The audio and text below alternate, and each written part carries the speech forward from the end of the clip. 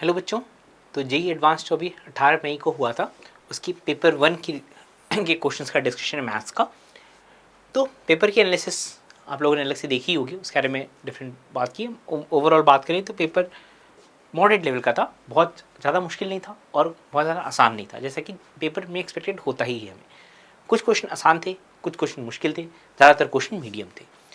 तो वही बात है कि अगर किसी बच्चे को टारगेट ही करना है कि वो 50% करते हैं तो आराम से कर सकता है, लेकिन बहुत एम्बिशियस है बच्चा, बहुत ज़्यादा अच्छा करने की कोशिश करेगा, तब उसको थोड़ा सा पेन लेना पड़ेगा और मुश्किल क्वेश्चंस को भी हैंडल करना पड़ेगा। ठीक है, तो वन बाय वन चलते हैं और साथ साथ डिस्कस भी करते जाएंगे ये क्वेश्चन आसान था, मुश्किल था या मीडियम था। तो देखो, ये आइडियोलॉजी काफ़ी सालों से, इनफैक्ट ये काफ़ी टाइम हो गया इस तरह से उनको चेंज करते हुए कि ये सेट वाली चीज़ बहुत सारी चीज़ें डाल देते हैं क्वेश्चन को, और सिंपल लैंग्वेज में भी कह सकते थे, बट क्वेश्चन को वो सेट नोटेशन के लैंग्वेज में बताते हैं, जिससे कि क्वेश्चन पढ़ने में थोड़ा सा और मुश्किल लगता है।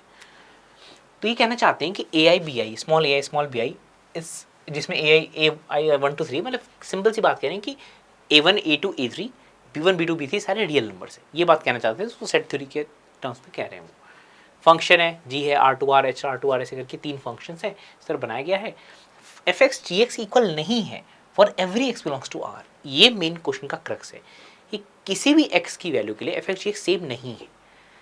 अच्छा, और एफ एक्स और जी एक्स अगर सेम नहीं है, सोचो F X not equal to G X है, right, F X not equal to G X है, इसका क्या मतलब है? आप देखो यहाँ पर x4, यहाँ भी x4 है, फोर्थ पावर की इक्वेशन है दोनों। हम बोले कि किसी भी वैल्यू के लिए ये एफ एक्स माइनस, कहने का मतलब ये है, इसको इस तरह से आप इंटरप्रेट करो कि एफ एक्स माइनस जी एक्स, इस तरह से इंटरप्रेट कीजिए। एफ एक्स माइनस जी एक्स, एफ एक्स माइनस जी एक्स का कोई सॉल्यूशन नहीं है फॉर किसी भी एक्स की वैल्यू के लिए, इसका सॉल्यूशन नहीं है। किसी भी एक्स की रियल वैल्यू के लिए इसका सॉल्यूशन नहीं है। एफ एक्स माइनस जी एक्स करोगे, x4 अपने आप ही कट जाएगा, है ना, x4 कट गया। अब क्या बचा? क्यूबिक। समझो इस बात को, क्या रह गया? क्यूबिक। क्यूबिक है, आप जानते हो क्यूबिक इक्वेशन का एक रियल रूट तो होता ही होता है। आप सभी इस बात को जानते हो ना, एडवांस की तैयारी करने वाला हर बच्चा इस बात को जानता है, क्यूबिक इक्वेशन का एक रियल रूट तो होता ही होता है। तो एफ एक्स माइनस जी एक्स एक क्यूबिक इक्वेशन है और हम चाहते हैं उसका एक भी रूट ना हो, इसका मतलब वो क्यूबिक हो ही नहीं सकता। तो क्यूबिक हो ही नहीं सकता का क्या मतलब है भाई? क्यूबिक हो ही नहीं सकता का मतलब है कि एक्स क्यूब का जो कोफिशिएंट है वो धोखा दे दे, वो जीरो हो जाए। तो एक्स क्यूब का जो कोफिशिएंट है क्या होगा? एफ एक्स माइनस जी एक्स करोगे तो एक्स क्यूब का कोफिशिएंट देखिए ना क्या होगा, A3 माइनस B3, मतलब A3 इक्वल टू B3 हो जाएगा।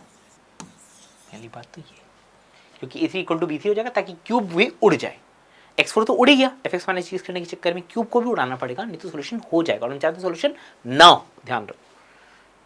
अब क्या बच गया? क्वाड्रेटिक। भाई क्वाड्रेटिक का सोल्यूशन ना हो, ये तो बच्चे बच्चे को रटा हुआ है। क्वाड्रेटिक सोल्यूशन ना हो तो d लेस देन 0 होता है। ठीक है, क्वाड्रेटिक का सोल्यूशन ना हो तो क्या बन रहा है? क्वाड्रेटिक। क्वाड्रेटिक देखोगे आप तो b2 minus a2 minus b2, है ना, a2 minus b2, a2 minus b2, और क्या रहा? x का कोफिशिएंट 10 माइनस 3 7x हो गया, 7x plus a1 minus b1। हम चाहते हैं इसका कोई भी सॉल्यूशन ना हो, राइट, हम चाहते हैं इसका कोई भी सॉल्यूशन ना हो। क्लियर? तो A2 इसका क्या होगा? इसका D नेगेटिव हो जाएगा, D नेगेटिव हो जाएगा क्योंकि इसका सॉल्यूशन नहीं होना चाहिए ना, राइट, D नेगेटिव हो जाएगा। अच्छा, अब एक चीज़ देखो आप, हमें क्या इसको फाइंड करने की जरूरत है? D नेगेटिव की कंडीशन चेक करने की जरूरत है। हमें क्या चाहिए क्वेश्चन में? एक्स क्यूब का क्वेश्चन चाहिए किसी नए फंक्शन में, एक्स क्यूब का क्वेश्चन। अब एक्स क्यूब के क्वेश्चन में आप सोचो, आप अगर x में लीनियर ट्रांसफॉर्मेशन करो, x को x+1 करो और g में x को x+2 करो, x में लीनियर ट्रांसफॉर्मेशन करो, तो एक्स स्क्वायर के क्वेश्चन का कोई लेना देना है ही नहीं, क्वेश्चन का कोई लेना देना है नहीं, क्योंकि उनसे एक्स क्यूब बन ही नहीं सकता। तो लेना देना किसका है? लेना देना सिर्फ और सिर्फ एक्स क्यूब के क्वेश्चन का ही है और x4 के क्वेश्चन का है, राइट। किस में? F x plus 1 minus ji of x plus 2 में एक्स क्यूब कहाँ से आएगा? सिर्फ इन दोनों टर्म से आएगा और सिर्फ इन दोनों टर्म से आएगा, जिससे आप जानते हो कि अब A3 is equal to B3 है। तो अब यहाँ फोकस करते हैं हम सीधा f x plus 1 minus ji of x plus 2 में। अब ये देखो, ये सब जानबूझ के देते हूँ ताकि आप डी नेगेटिव में फंस जाओ और कुछ कुछ इक्वेशन निकालो, लगे भाई पता नहीं क्या हो रहा है, क्योंकि उसकी ज़रूरत है ही नहीं। तो हम करते हैं F of x plus one minus ji of x plus two कैसा बनेगा, f of x plus one f of x plus one minus ji of x plus two में हम दुनिया भर की चीज़ें नहीं लिखते, हम सिर्फ अपने एक्स क्यू के कोएफिशिएंट से अपना मतलब रखते हैं। F of x plus one तो A three into X plus one का cube, A three into X plus one का cube minus X plus one की पावर 4, ये हो गया F of x plus one minus ji of x plus two, G of x plus two में यहाँ इससे मतलब बस इन दोनों से B three X plus two का cube, B three X plus two का cube plus x plus to की पावर 4। अब यहाँ ट्रैक कीजिए एक्स क्यूब का कोफिशिएंट ऑफ एक्स क्यूब आप ट्रैक कीजिए, क्या होगा यहाँ से देखो, इतना बाइनोमियल तो आप जानते ही हो सब, ये पैम्पर करने की जरूरत नहीं है। ए थ्री के साथ होगा ये एक्स ए थ्री हो जाएगा, यहाँ से एक्स क्यूब क्वेश्चन वन हो जाएगा, कॉन्स्टेंट ए थ्री मल्टीप्लाई होकर ए थ्री हो जाएगा, माइनस आप समझते हो कि 4c एक्स क्यूब चाहिए ना, 4c वन हो जाएगा, राइट। माइनस यहाँ से बी थ्री होगा, एक्स क्यूब क्वेश्चन यहाँ से बी थ्री हो जाएगा, यहाँ से एक्स क्यूब क्वेश्चन होगा वो 4c1 इंटू टू की पावर वन हो जाएगा। तो ए थ्री बी थ्री आप पहले देख चुके थे, आपस में इक्वल हैं तो कैंसिल आउट हो जाएंगे ना, ए थ्री बी थ्री सॉरी यहाँ प्लस साइन था, माय मिस्टेक, यहाँ प्लस साइन था शुरू से क्वेश्चन में, यहाँ प्लस साइन था, यहाँ भी प्लस यहाँ भी प्लस, तो this is 4 this is 8 answer is -4, ये सी आंसर, ठीक है। तो जो दूसरा क्वेश्चन प्रोबेबिलिटी का है, जो पहला क्वेश्चन था वो क्वाड्रेटिक का था, उसको मीडियम रेट कर सकते हैं, इजी तो एकदम नहीं है, बहुत डिफिकल्ट भी नहीं, मीडियम प्रोबेबिलिटी का है, इसको भी हम मीडियम रेट कर सकते हैं, ठीक है। नॉट वेरी इजी नहीं है बट मुश्किल भी नहीं है। 3 स्टूडेंट हैं, कुछ क्वेश्चन देगा सॉल्व करने के लिए, यू है कि at least one of S1 S2 S3 can solve the problem, V है, ऐसे कुछ इवेंट्स नाम डिफाइन किया गया, W है कुछ, T है कुछ, तो U V W बोल के और T पूछ रहे हैं हमसे, है ना, U V W दिया हुआ है और हमसे T पूछा जा रहा है, फाइन। तो क्या किया जाए अब, इसको वेन डायग्राम से बहुत सेट थ्योरी से भी कर सकते हैं, बहुत आसान तरीके से वेन डायग्राम से समझा जा सकता है, जो कि मैक्सिमम बच्चे वैसे ही करना प्रेफर करते हैं, तो वैसे ही जाते हैं हम 3 सेट से UVW, है ना, UVW 3 sorry S1 S2 S3 3 sets हैं, S1 S2 S3, तो S1 S2 S3 3 सेट्स हैं, नाम देते हैं रीजन्स का, ये A रीजन है, ये B रीजन है, C रीजन है, ये D है, E है, F है, G है और H। क्या दिया हुआ है आपको, दिया है U हाफ दिया, U क्या है, यूनियन, मतलब हमें दिया हुआ है A। देखो वेरिएबल्स में चिंता मत करो, कुछ ना कुछ आगे दिया होता है जिससे चीज़ें रिजॉल्व हो जाती है, भरोसा रखना चाहिए। ये हाफ दिया हुआ है प्रोबेबिलिटी के टर्म्स में, A plus E plus C plus D plus E plus F plus G union सब एक एक बार हाफ। H अकेला ही हाफ दिया हुआ है ना, H अकेला हाफ दिया हुआ है क्योंकि पूरा मिला के तो 1 ही होगा, फाइन। अब भाई V दिया हुआ है, V है S1 can solve the problem given that neither S2 nor S3, conditional event, conditional S1 can solve the problem given that, ये गिवन दैट है, तो गिवन दैट वाला नीचे रहता है, गिवन दैट में जानते हो ना, गिवन दैट में क्या होता है, जो गिवन दैट कंडीशनल स्टेटमेंट होती है, तो जो गिवन दैट वाला नीचे रहता है और दोनों का इंटरसेक्शन ऊपर रहता है, जो गिवन दैट वाली चीज़ है वो नीचे रहेगी और इसका दोनों का इंटरसेक्शन ऊपर रहेगा, ऐसे ही तो होता है कंडीशनल में, P of A given B बेटा जी, P of A given B क्या होता है, P of A given B होता है P of A intersection B by P of B, right. कोई भी जो बच्चे एडवांस की तैयारी करते हैं एकदम अच्छे से इस बात को मतलब इनफैक्ट एडवांस की क्या है, स्कूल लेवल पे सिखाया जाता है, P of A given B equal to P of A intersection B by P of B, तो P ऑफ B नीचे वाला ये भी है, गिवन दैट वाला भी है, और ये दोनों A और B का इंटरसेक्शन हो जाएंगे। तो पहले B की बात करते हैं, neither S2 nor S3 can solve the problem, S2 भी नहीं कर सकता, S3 भी नहीं कर सकता, तो भाई क्या है, A प्लस H, S2 भी नहीं S3 भी नहीं, तो क्या बचा, A प्लस H, ऊपर क्या है कि S1 सॉल्व कर सकता है और S2 S3 नहीं कर सकते, इंटरसेक्शन दोनों का, कि S1 कर सकता है और साथ ही साथ S2 S3 दोनों ही नहीं कर सकते, तो S1 कर सकता है, S2 S3 दोनों नहीं कर सकते, में कौन सा रीजन आपको दिख रहा है, तो आपको रीजन नंबर A दिख रहा है साफ साफ, रीजन नंबर A दिख रहा है साफ साफ, तो ये कितना है, ये दिया हुआ है उन्होंने 1/10 दिया हुआ है, और देखो इसे आप H जानते हो हाफ है, तो इसे A सीधा आ जाएगा, है ना, इसमें H जानते हो हाफ है तो A निकाल लेते हैं, H हाफ है तो 10A is equal to A plus H, तो A is equal to H/9 मतलब 1/80, है ना, 9A is equal to H, A is equal to 1/9H, और H आप जानते हो हाफ है तो 1/18 हो गया A, फाइन, अब क्या कहानी रह गई, W क्या चीज़ है, S2 can solve the problem, S3 can not solve the problem, है ना। S2 सॉल्व कर सकता है, S3 सॉल्व नहीं कर सकता, S2 सॉल्व कर सकता है, S3 सॉल्व नहीं कर सकता, तो वो क्या है, B+D है, B+D है ना। S2 सॉल्व कर सकता है और S3 सॉल्व नहीं कर सकता, तो B+D दे दिया इन्होंने 1/12, तो B+D दे दिया है, B+D दे दिया, राइट, B+D दे दिया 1/12, ठीक है ना। कह रहे हैं ना S2 सॉल्व कर सकता है, S2 सॉल्व करता है और S3 सॉल्व नहीं कर सकता है, and S3 can not solve the problem, ठीक है। अब B+D दे दिया, A दे दिया, तो हमें क्या क्या मिल चुका है यहाँ से, हमें A पता है, B पता है, B+D पता है, राइट। और आपको चाहिए क्या, आपको क्या चाहिए, देखो ना, T चाहिए, T मतलब क्या है, S3 can solve the problem, S3 can solve the problem, तो क्या चाहिए हमें, CEFG का सम चाहिए, है ना, CEFG का सम चाहिए, तो भाई ABD का सम माइनस कर दो ना, ABD का सम माइनस कर दो, राइट। तो A क्या है 1/18, राइट, समझ रहे हो, आपको CEFG चाहिए, CEFG तो चाहिए, तो CEFG चाहिए, तो ABD का सम उधर जाके माइनस कर दो, राइट, ABD का सम माइनस कर दोगे तो C + E + F + G, ABD का सम हाफ में से A माइनस करो 18, और BD का सम शायद 12 दिया हुआ था, आई थिंक 12, B+D 12, A निकाला 1/18, आपने निकालो एलसीएम, निकालो, यहाँ 36 एलसीएम हो जाएगा, 18 2 3 13/36। तो मैं आप बोलोगे सर इजी क्यों नहीं रेट करो, इसको इजी बोलना चाहिए, इजी क्यों नहीं रेट करो, क्योंकि जो सेकंड स्टेटमेंट है ना वो कुछ लोग कंफ्यूज कर देंगे, बाकी तो ठीक है, लेकिन सेकंड स्टेटमेंट कुछ लोग कंफ्यूज कर सकती है, तो एकदम स्ट्रेट फॉरवर्ड मैं मानता हूँ कि नहीं बोलना चाहिए, बट ठीक है, तो easy to borderline case है, इजी और मीडियम का ही।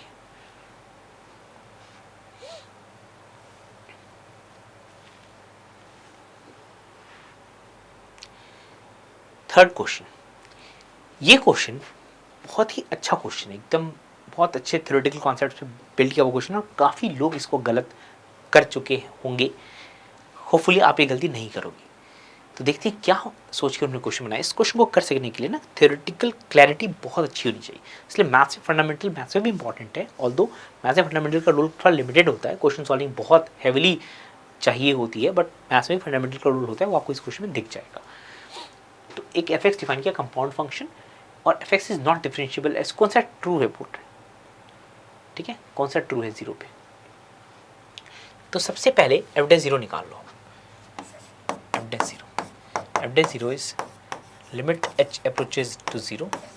f(0) + h माइनस f(0)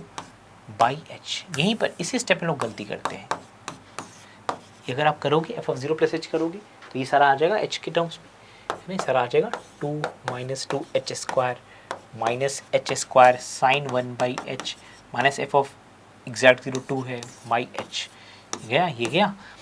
ये वैल्यू 0 आ जाएगी, RSD 0 आ जाएगा, आप चेक कर लेना, ये RSD है,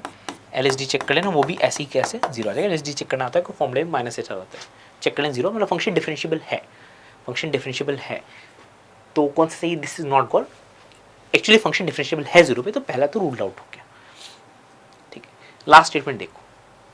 x = 0 is the point of local minima, साफ साफ पता चलता है कि f(0) 2 है, और f(0) + h 2 से कम है, और f(0) - h भी 2 से कम है, देखो साफ दिख रहा है, 0 + h करो, 0 - h करो, 2 से कम ही वैल्यू जाएगी, है ना, समझ में आ रहा है ना, कोई यहाँ ये कॉमन ले लो, अगर आप किसी को दिक्कत है समझने में, तो 2 - x² कॉमन ले लोगे, तो 2 + sin 1/x आएगा, sin 1/x कितना भी ऑसिलेट करेगा, ये वैल्यू हमेशा पॉजिटिव रहेगी, तो 2 में से कुछ नुकसान ही हो रहा है, तो जो 2 में से कुछ कम ही हो रहा है,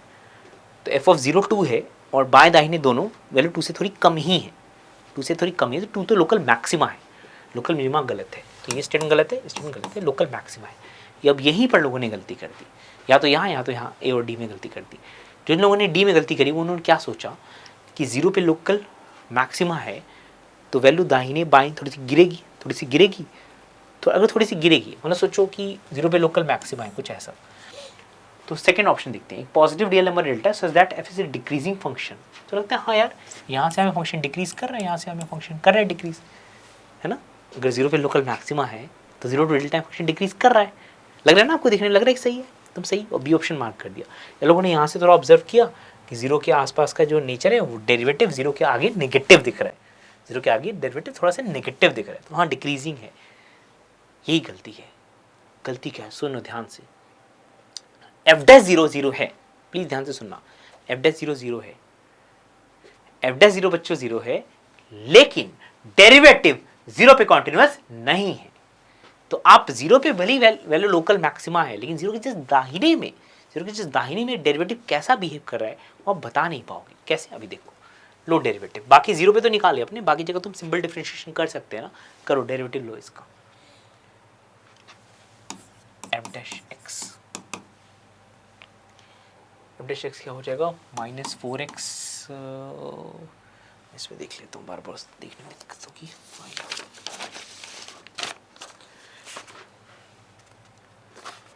dash x minus 4x minus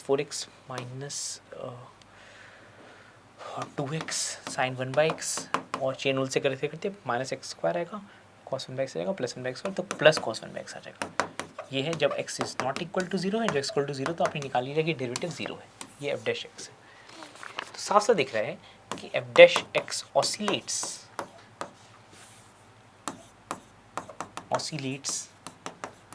around zero. तो समझिए इस बात को, क्या है, एफ डैश एक्स ना साइन चेंज कर रहे हैं, तुरंत साइन चेंज कर रहा है। एफ डैश एक्स जीरो के राइट और लेफ्ट में इतनी जल्दी साइन चेंज कर रहा है कि आप ये बता नहीं सकते ये किसी डबल मोनोटोनिक है कि नहीं। आप जीरो टू डेल्टा ढूंढ ही नहीं सकते, क्योंकि एफ डैश एक्स इतनी तेजी से साइन चेंज कर रहा है दोनों तरफ। देख रहा, ऑसिलेशन आता होगा ना आपको करना, जबरदस्त तरीके से ऑसिलेट कर रही है। जब वैल्यू ऑसिलेट कर रही है तो आप जीरो के राइट और लेफ्ट में वो कोई भी इंटरवल ढूंढ ही नहीं सकते जिसमें कंफर्म तरीके से बोल सको कि इसमें डेरिवेटिव नेगेटिव है, ऐसे फंक्शन डिक्रीज कर रहा है, नहीं बोल सकते आप। तुरंत इंक्रीजिंग डिक्रीजिंग इतनी तेजी से चेंज हो रहा है कि वो बता नहीं सकते। ये गलती काफ़ी लोगों ने कर दी। तो और अब डिटेल एक्सप्लेनेशन चाहिए तो हमारे जो प्रिंटेड सॉल्यूशन है वेबसाइट्स पे अपलोडेड, आप वहाँ से देख सकते हो, उसमें डेस्मोस पे डायग्राम भी बनाया हुआ दिखता है। मतलब हालांकि इतना कोई भी जो थ्योरेटिकल जिसको नॉलेज है वो इतनी बातों से समझ के होगा कि हुआ क्या है, गलती क्या हुई लोगों से। एफ डैश जीरो जीरो है, ठीक है, गलती क्या हुई देखो स्क्रीन पे, एफ डैश जीरो जीरो है और जीरो पे लोकल मैक्सिमा भी है। तो लोगों ने सोचा कि भाई इधर डिक्रीज करेगा, इधर थोड़ा सा इंक्रीज करेगा, फिर आगे डिक्रीज कर जाएगा, तो बी सही है। लेकिन ऐसा नहीं है। क्यों? क्योंकि एफ डैश एक्स जीरो पे कॉन्टिन्यूस नहीं है। तो एफ डैश एक्स जीरो पे जीरो है, पर उसके दाहिने में इतनी तेजी से साइन चेंज करता है। अभी दिखा मैंने दूसरी स्क्रीन पे आपको, इतनी देर ऑसिलेट करता है कि आप कोई भी इंटरवल ना, ये कोई भी इंटरवल ढूंढ ही नहीं सकते जिसमें गारंटी से आप बोल सको कि भाई डेरिवेटिव का ये साइन है। नहीं बोल सकते आप, ऐसा कोई इंटरवल नहीं ढूंढ सकते आप। और तो और ये किसी बुक में काउंटर एग्जाम्पल्स में भी लिखा है, किसी को एक बुक पब्लिश है, नाम में से स्किप हो रहा है, वो उस बुक्स में इस चीज़ को। तो थ्योरी समझ गए आप कि एफ डैश एक्स जीरो पे कॉन्टिन्यूस नहीं है, इसलिए एफ डैश एक्स का जो साइन है जीरो के आसपास हम बता नहीं सकते कि जीरो के नेबरहुड में कैसा है। वो दिख रहा है, पिछले स्क्रीन में दिखा था को ऑसिलेट कर रहा है। अब सी ऑप्शन देखो, for any positive real number delta the function is not for function is not monotonic for any positive increasing function, not an increasing function। तो देखो दोबारा देखो, for any positive number delta कह रहा है कि जो अभी हम डिस्कस कर रहे थे कि कोई सा डेल्टा ढूंढ ही नहीं सकते आप, वही कह रहा है कि कोई भी पॉजिटिव नंबर डेल्टा के लिए function is not increasing function minus delta two zero में। तो माइनस डेल्टा टू जीरो में मतलब ऐसा डेल्टा आप ढूंढ ही नहीं सकते, ऐसा डेल्टा ढूंढ नहीं सकते जिसमें आप कंफर्म कह सको कि भाई माइनस डेल्टा टू जीरो में फंक्शन इंक्रीजिंग है। नहीं ढूंढ सकते, क्योंकि डेरिवेटिव तुरंत साइन चेंज कर रहा है, बहुत तुरंत। तो आप किसी इंटरवल में ऐसा बोल ही नहीं सकते। तो बच्चों ये क्वेश्चन है, मैट्रिक्स का क्वेश्चन है, तो ये तो मैं थोड़ा मीडियम टू डिफिकल्टी रेट करूँगा इसको। तो क्यू इनवर्स क्यू ट्रांसपोज के इक्वल है, इससे तुरंत हमें क्या समझ में आता है, क्यू इनवर्स अगर क्यू ट्रांसपोज के इक्वल है तो डिटर्मिनेंट ले लो दोनों साइड में, तो 1 बाई डिटर्मिनेंट क्यू है ना, 1 by determinant Q is equal to determinant Q. Q transpose का डिटर्मिनेंट क्यू के डिटर्मिनेंट के इक्वल होता है। तो क्यू का जो डिटर्मिनेंट है वो प्लस माइनस वन है, इतना समझ में आना, दो केसेस प्लस माइनस वन, ठीक है, ये तो एकदम क्लियर कट पहले दिखता है। अब क्या है, P Q equal to Q P है, तो क्यू को मान लो आप, है ना, क्यू को मान लो कुछ, क्यू को मान लीजिए ऐसे A1 A2 A1 B1 C1 A1 B1 C1 से इंटीजर्स हैं, A2 B2 C2 A3 B3 C3, ठीक ठीक है, क्यू को ऐसे मान लीजिए आप। अब ये लिखिए P Q equal to Q P, ये दिया है ना तो इस्तेमाल तो करना ही पड़ेगा। P Q equal to Q P करेंगे तो P Q is equal to Q P करके देखते हैं क्या क्या मिलता है। तो अगर हम P Q is equal to Q P करते हैं तो पहले पी से क्यू मल्टीप्लाई किया, पी बाएं क्यू दाहिने साइड में, तो 2 0 0 मल्टीप्लाई होगी 2a1 हो जाएगा, ये 2 0 0 ये 2b1 हो जाएगा, 2c1 हो जाएगा, 0 2 0 वाला 2a2 हो जाएगा ना, 0 2 0 0 2 0 वाला 2b2 हो जाएगा और 2c2 हो जाएगा, 0 0 3 वाला 3a3 हो जाएगा, 3b3 हो जाएगा, 3c3। ये हो गया पी क्यू। अब क्यू पी कर लेते हैं, P Q equal to Q P. तो क्यू पी अगर करेंगे क्यू से पी क्यू मल्टीप्लाई करेंगे, a1 b1 c1 2 0 0 से मल्टीप्लाई होगा तो 2a1 हो जाएगा, फिर a1 b1 c1 इससे मल्टीप्लाई होगा तो 2b1 हो जाएगा, इससे मल्टीप्लाई होगा तो 3c1 हो जाएगा, फिर a2 b2 c2 मल्टीप्लाई होगा तो 2a2 हो जाएगा, मल्टीप्लाई होगा तो 2b2 हो जाएगा, मल्टीप्लाई होगा तो 3c2 हो जाएगा, a3 b3 c3 मल्टीप्लाई होगा तो 2a3 हो जाएगा, मल्टीप्लाई होगा तो 2b3 हो जाएगा और मल्टीप्लाई होगा तो 3c3 हो जाएगा। अब दोनों को जब इक्वल करेंगे आप तो आपको क्या दिखता है कि 2a1 ठीक है 2b1 ठीक है, लेकिन 2c1 3c1 के इक्वल तभी होगा ना बच्चों जब c1 0 हो जाएगा। उस तरीके से 2c2 3c2 के इक्वल तभी होगा ना जब c2 0 हो जाएगा, राइट। 3a3 2a3 के इक्वल तभी होगा ना जब a3 0 हो जाएगा, 3b3 2b3 के इक्वल तभी होगा ना जब b3 0 हो जाएगा। इतना आइडिया लग गया हमें, है ना बेटा, इतना आइडिया लग गया। तो आपका जो क्यू मैट्रिक्स है, राइट, आपका जो क्यू मैट्रिक्स है वो क्या हो चुका है, तो क्यू मैट्रिक्स क्या मिल चुका हमें अभी तक। क्यू मैट्रिक्स में a1 पता नहीं, b1 पता नहीं, c1 0 है, a2 पता नहीं, b2 पता नहीं, c2 0 है, a3 0 b3 0 और c3 है, ठीक है। अब एक चीज़ क्या लिखी हुई है कि क्यू इन्वर्स क्यू ट्रांसपोज के इक्वल है ना, क्यू इन्वर्स क्यू ट्रांसपोज के इक्वल है, तो इन्वर्स और ट्रांसपोज का आपस में इक्वल कर देते हैं। ट्रांसपोज तो बहुत ईजी है, क्यू ट्रांसपोज तो बहुत ईजी है। ट्रांसपोज क्या हो गया, ये a1 a2 0 b1 b2 0 और 0 0 c3 ये। अब क्यू इन्वर्स की बात की जाए, क्यू इन्वर्स के लिए हमें कोफैक्टर निकालना पड़ेगा, कोफैक्टर ऑफ क्यू निकालना पड़ेगा। कोफैक्टर ऑफ क्यू निकालेंगे आप तो a1 छोड़ दूँ क्या हो जाएगा b2 c3, ठीक है। b1 छोड़ दीजिए तो minus a2 c3, minus plus की कहानी आप जानती होंगे, इसके 0 हो जाएगा। फिर इसको छोड़ देंगे, इसको छोड़ देंगे तो b1 c3 हो जाएगा माइनस के साथ। इसका देखा है कोफैक्टर, इसको छोड़ा है, इसको छोड़ा तो a1 c3 हो जाएगा और ये 0 छोड़ दिया, इसको छोड़ दिया तो 0 0 और c3 के साथ देखा तो a1 b2 minus a2 b1, ये कोफैक्टर हो गया। एडजॉइंट निकाल लेते हैं। एडजॉइंट क्या होता है, कोफैक्टर का ट्रांसपोज, तो b2 c3 minus b1 c3 0 minus a2 c3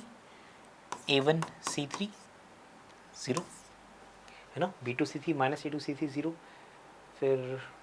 b2 c3 minus b1 c3 0 minus a2 c3 a1 c3 0 0 0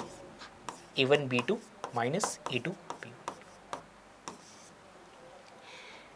ठीक है। अब अगर हमें इन्वर्स चाहिए, क्योंकि क्यू इन्वर्स को क्यू ट्रांसपोज की इक्वल करना है, अगर हमें इन्वर्स चाहिए तो क्या करना पड़ेगा, डिटर्मिनेंट से डिवाइड करना पड़ेगा। एडजॉइंट में तो इन्वर्स मिलता है। डिटर्मिनेंट की 2 वैल्यूज़ थी, पीछे देखा था आपने, डिटर्मिनेंट की 2 पॉसिबल वैल्यूज़ है प्लस माइनस 1। तो यहाँ से केस बना लेते हैं। तो पहला केस, केस 1 की डिटर्मिनेंट की वैल्यू 1 है। डिटर्मिनेंट की वैल्यू 1 है तो एडजॉइंट ही इन्वर्स है और ये बराबर है क्यू ट्रांसपोज की। तो इन दोनों को अगर आप इक्वल करेंगे, है ना, इन दोनों को इक्वल करेंगे तो क्या मिल जाएगा, राइट, ये इसके इक्वल हो गया ना, a1 इक्वल हो गया b2 c3 के। तो अच्छा, उससे पहले देख लो एक चीज़, डिटर्मिनेंट है क्या इसका, डिटर्मिनेंट है c3 into a1 b2 minus a2 b1, ये 1 हो गया। और गिवन है कि सारे इंटीजर्स हैं, सारे इंटीजर है तो ये सब इंटीजर है, तो 2 इंटीजर्स मल्टीप्लाई होकर अगर 1 होंगे तो दोनों इंटीजर या तो 1 होंगे या तो माइनस 1 होंगे, और कोई रास्ता ही नहीं है क्योंकि सारे इंटीजर ऐसा लिखा हुआ है, राइट। तो अब इसमें से केस 1 के साथ ऐड कर दो कि c3 को भी 1 कर दो, केस 1 में डिटरमिनेंट 1 है और C3 भी 1 है, तो C3 1 है तो ये गायब हो जाएगा, तो A1 B2 minus A2 B1 1 है। अच्छा, अब अगर C3 1 है और ये दोनों आपस में बराबर है ना, Q ट्रांसपोज Q इन्वर्स, ये इन्वर्स क्यों है, क्योंकि डिटरमिनेंट 1 है तो एडजॉइंट को 1 से डिवाइड करोगी तो इन्वर्स ही बन जाएगा।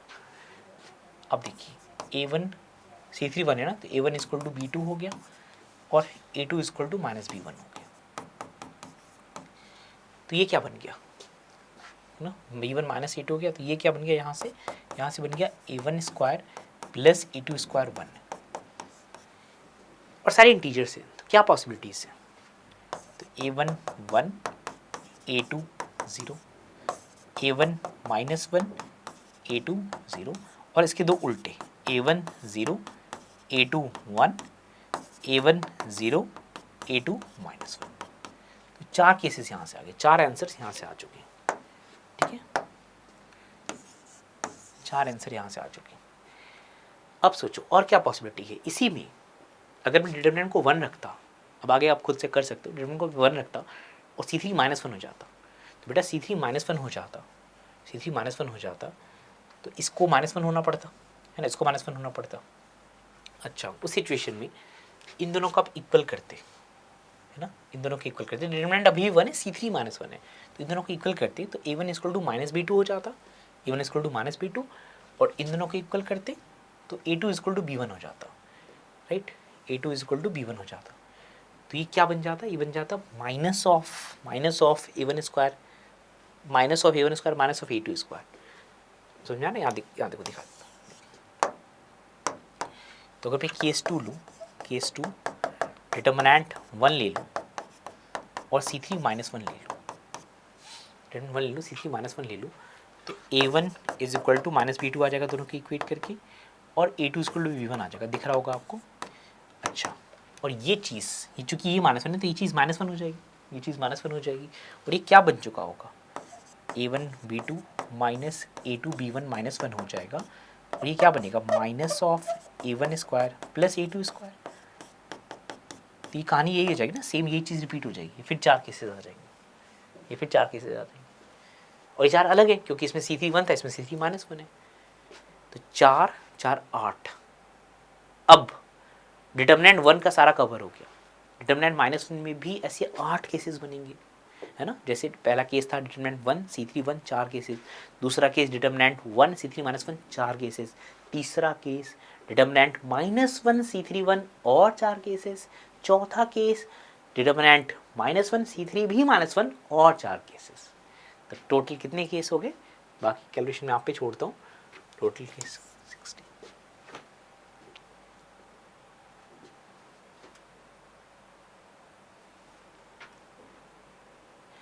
ये इजी क्वेश्चन है बच्चों, 3D ज्योमेट्री अगर पढ़ते हो, पढ़ के गई होगी, इतना इजी चैप्टर है और उसका आसानी क्वेश्चन आ गया। तो L1 लाइन ऑफ इंटरसेक्शन है गिवन बाय द प्लेन्स,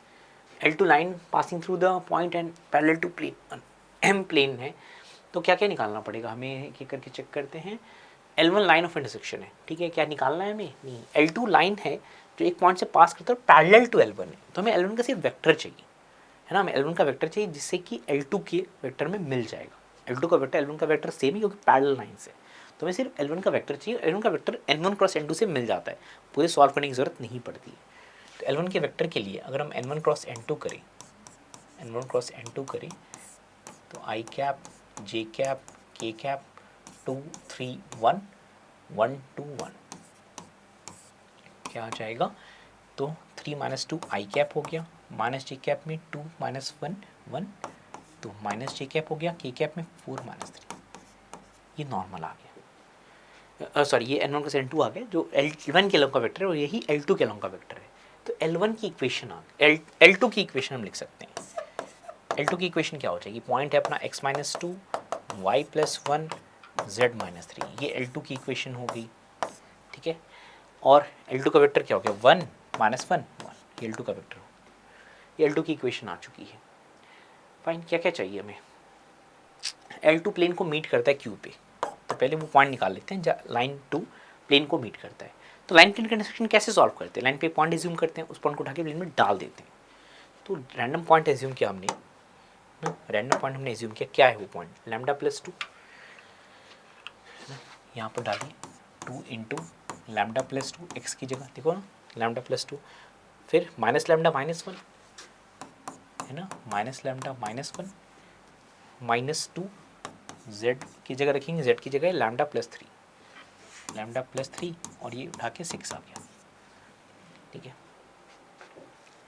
6 आ गया, इसको हटा रहा हूँ मैं, इसको सॉल्व कर लेते हैं। तो कितना आ रहा है, 2 lambda minus 2 lambda cancel, minus lambda उधर चला जाएगा, लैम्डा 4 माइनस 1 3, 3 माइनस 6, 3 माइनस 6 है ना, 4 minus 1 3, 3 minus 6, 3 minus 6 is minus 3 minus 3 minus 9, तो लैम्डा माइनस 9 है। ठीक है, लैम्डा माइनस 9 है, लैम्डा माइनस 9 है, तो क्यू पॉइंट आ जाएगा हमें, क्यू पॉइंट आ जाएगा, यही तो पॉइंट है ना, ये पॉइंट्स है ना, ये देख यही तो पॉइंट्स थे। तो minus 9 plus 2 that is minus 7, 9 minus 1 8 और माइनस 9 प्लस 3 माइनस 6। ठीक है, ये पॉइंट आ गया। ठीक है, क्यू पॉइंट आ गया। अब क्या है, पी आ गया, क्यू आ गया, पी तो पता ही है हमें, पी तो पता ही है, पी क्यू आर, 3 पॉइंट्स कह रहे हैं, बात चल रही है, पी तो पता ही, क्यू हमने निकाल लिया। अब आर है foot of perpendicular from point to plane, उसका डायरेक्ट फॉर्मूला होता है फोटो परपेंडिकुलर का। तो कौन सा पॉइंट, पी से 2 माइनस 1 3 और ये, तो एक फॉर्मूला याद होगा आपको, h minus 2 by 2 is equal to K plus 1 by 1 is equal to L minus 3 by minus 2, याद है formula, h minus 2 K plus 1 L minus 3 2 1 minus 2 is equal to minus 1। Point को उठा के डाल देते प्लेन में, इस पॉइंट को उठा के डालो, कितना आ रहा है, 4 minus 1 3, 3 minus 6 3 minus 3 minus 6 minus 3 minus 3 minus 6 minus 9 और नीचे 9, तो इकट्ठ उठा के 1 ही हो गया। तो ये पॉइंट क्या है, ये पॉइंट आर है जो फोटो परपेंडिकुलर है ना, पॉइंट आर है फोटो परपेंडिकुलर, वो कितना आ रहा है हमारा, ये 1 ही हो गया, पूरा 1 हो गया। तो 2 प्लस 2 4 हो गया यहाँ से, 2 प्लस 2 4 हो गया, फिर 1 हो गया, तो 1 1 2 प्लस 2 4, तो ये तो 0 हो गया सीधा के वाला, और ये 1 है, तो माइनस 2 प्लस 3 दैट इज 1, आ गया पी क्यू आर सारे आ गए। बस अभी हम मैच कर सकते हैं, है ना। तो length of line segment P Q निकाल लो, डिस्टेंस फॉर्मूले से निकालो, पी क्यू डिस्टेंस, ये रहा पी, ये रहा क्यू, 9 है, 9 का स्क्वायर 81, फिर 81 और फिर 81, 243 का रूट कितना होगा, 243 को 27 इंटू 9, 243 को कैसे लिख दिया हम, 27 इंटू 9, तो हाँ 9√3 आ गया, 81 इंटू 3 कर दो, सॉरी 81 इंटू 3, 81 इंटू 3 का रूट क्या हो जाएगा, 9√3, तो सही है एकदम। क्यू आर के निकाल लो, 121 आ रहा है, 64 आ रहा है, 121 64 121 और 64 कितना होता है, 121 64 185 हो जाता है ना, 185 में 49 ऐड करोगे, 185 में 49 ऐड करोगे तो 234 आता है, √234, तो ये तो गलत है। ठीक है, अब पी क्यू आर का एरिया है ना, अब सोचो पी क्यू आर का एरिया निकालना है, तो पी क्यू आर कैसा ट्राइंगल है, पी पॉइंट था, आर फोटो परपेंडिकुलर है और क्यू इंटरसेक्शन वाला पॉइंट है, हो रहा है विजुलाइज, जैसे ये प्लेन है, ये पी पॉइंट था, ये पी पॉइंट है, तो ये आर और क्यू ऐसे, ये लाइन गई ना ऐसे, इस लाइन गई, ये टिप को पी मान लो, इसके जस्ट नीचे वाला पॉइंट को आर मान लो, जस्ट टिप के नीचे वाला पॉइंट जो मेरे हाथ पे, नहीं ये टिप है, पी है, और जो नीचे वाला पॉइंट है वो आर है, और क्यू ये वाला पॉइंट है जहाँ ये टकरा रहा है, ये वाला पॉइंट, ये क्यू हो गया, ये क्यू हो गया, ये पी हो गया, और आर कौन सा है, जस्ट इसके नीचे वाला, इस टिप के जस्ट नीचे वाला जो मेरे प्लेन पे लाई करता है, जो मेरे हाथ पे लाई करती है, ये पॉइंट आर हो गया ये। ठीक है, तो राइट एंगल ट्राइंगल है ना, जिसमें से पी क्यू और क्यू आर परपेंडिकुलर है, P Q Q R perpendicular, P R और आर क्यू ना, पी आर, पी के जस्ट नीचे वाला पॉइंट आर है, फोटो परपेंडिकुलर, पी आर और आर क्यू आपस में परपेंडिकुलर, तो ये क्या होगा, half into P R into Q R, half into P R into Q R. तो क्यू आर निकाला हमने, अभी क्यू आर निकाला था, क्यू आर कितना था, √234, क्यू आर निकाला था √234, क्या निकालना रह गया, पी आर निकालना रह गया, तो पी आर तो डिस्टेंस ही है ना, पी आर तो डिस्टेंस है, पॉइंट का डिस्टेंस प्लेन से निकालो डायरेक्ट,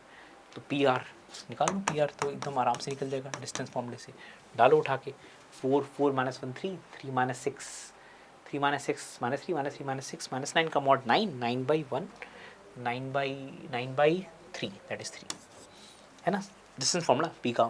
पी पॉइंट का प्लेन से, तो half into P R into Q R area हो जाएगा ना, हाफ इंटू दिस और हाफ इंटू दिस ही तो है, ठीक है, सही है। तो समझ रहे हो ना, पी पॉइंट है, आर नीचे है, क्यू इधर है, तो पी आर और आर क्यू, पी आर और आर क्यू आपस में परपेंडिकुलर है, तो उसका एरिया आ जाएगा।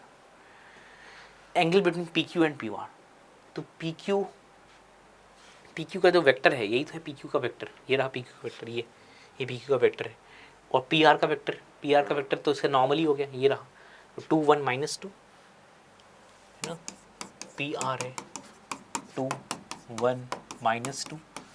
और पी क्यू वेक्टर तो यही पी क्यू वेक्टर ये रहा 1 माइनस 1 1 1 माइनस 1 1, तो इसका डॉट निकालो, कॉस थीटा डॉट निकालो इनका, तो 2 माइनस 1 माइनस 2 बाई का मॉड डिवाइड बाई रूट, ये तो 3 आ रहा है ना, एक तो 3 आ गया और ये रूट 3 आ गया, तो 1/3 रूट 3 है ना, 1/3 रूट 3, 1/3 रूट 3 और 1 बाई गलत है, ठीक है। तो ए और सी सही आंसर है इसका। और समझ डिस्कस करने टाइम लग रहा है, बट अगर अपने आप से करोगे तो टाइम इतना भी नहीं लगता और कोई दिमाग पे जोर भी नहीं लगता, सब कुछ देखा देखा सही है। तो इस क्वेश्चन में ना आप क्या करो, पूरा निकाल ही लो, G of F, F of G पूरा निकाल लो, more than one correct question है तो पूरा निकाल ही लो। तो अगर हम जी ऑफ एफ निकालें, पूरा जी ऑफ एफ लिखें, तो पहले क्या लॉजिक देखो, पहले एफ आएगा, उससे जो चीज़ बाहर निकलेगी वो जी के अंदर जाएगी, है ना, एफ आएगा जो चीज़ बाहर निकलेगी वो जी के अंदर जाएगी। तो जी क्या कहता है, पॉजिटिव में 3 + 2 कर 2 से मल्टीप्लाई करके 3 ऐड कर देता है, और नेगेटिव में 1 - 2 से मल्टीप्लाई कर देता है, तो ये चीज़ हमेशा पॉजिटिव आउटपुट देगी, है ना। तो अगर एन ऑड होगा तो ये बार बार ये इसी में जाएगा, ये तो दिख रहा है, एन ऑड होगा तो ये चीज़ निकल के इसी में जाएगी, है ना। तो ये चीज़ निकल के उसी में जाएगी, तो क्या बन जाएगा 3 + 2 और n + 1/2, ये कब, जब n ऑड है तो, है ना, जब n ऑड है तो क्या बन रहा है 4 + n बन जा रहा है अगर n ऑड है तो, ठीक है। अब n अगर इवन है, f नेचुरल नंबर से डिफाइंड है, तो जी ऑफ एफ में डोमेन नेचुरल नंबर ही होगा।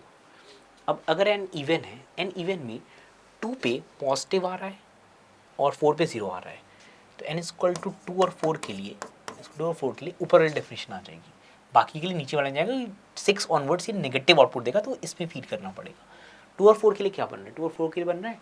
3 + 2, पहले 2 से मल्टीप्लाई करो, 3 ऐड करो, 2 से मल्टीप्लाई करो तो क्या बचेगा, 3 ऐड करो तो 7 - n हो जाएगा, है ना, ये इसमें जाएगा ना, इसमें कैलकुलेशन आप कर सकते हो खुद। अच्छा, अब n = 6 ऑनवर्ड, 6 8 वगैरह वगैरह के लिए जो है वो ये इसमें चला जाएगा, तो सीधा -2 से मल्टीप्लाई हो जाएगा, तो 2 हटाओ -2 इंटू दिस, -2 इंटू दिस, तो 2 से मल्टीप्लाई होगा और उल्टा भी हो जाएगा, तो n - 4 हो जाएगा, ये जी ऑफ एफ हो गया, जी ऑफ एफ।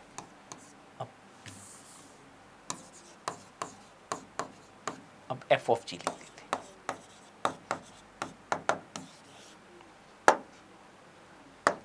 एफ ऑफ जी, तो पहले जी से निकल रहा है फिर एफ में आ रहा है।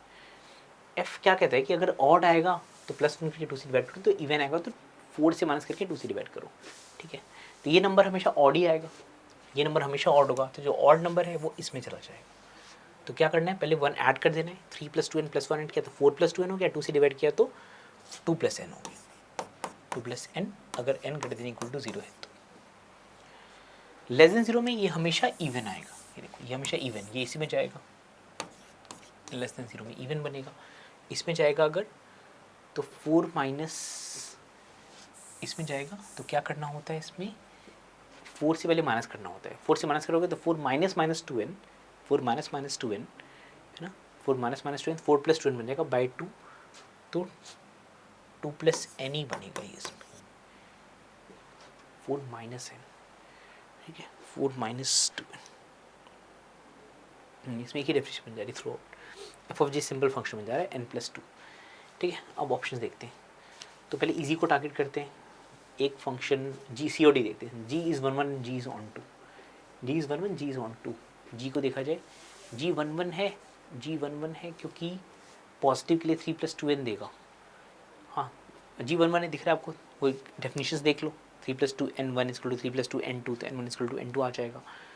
और नेगेटिव के लिए भी -2n1 इक्वल टू -2n2, तो n1 इक्वल टू n2 आ जाएगा, है ना। और ये अब देखना है कि दोनों आपस में इनका आउटपुट मैच नहीं करेगा, मैच नहीं करेगा क्योंकि ये ऑड नंबर देगा, इवन नंबर देगा, तो दोनों के आउटपुट अलग अलग ही रहेंगे, है ना। समझ रहे हो ना। एक केस देखा कि हमने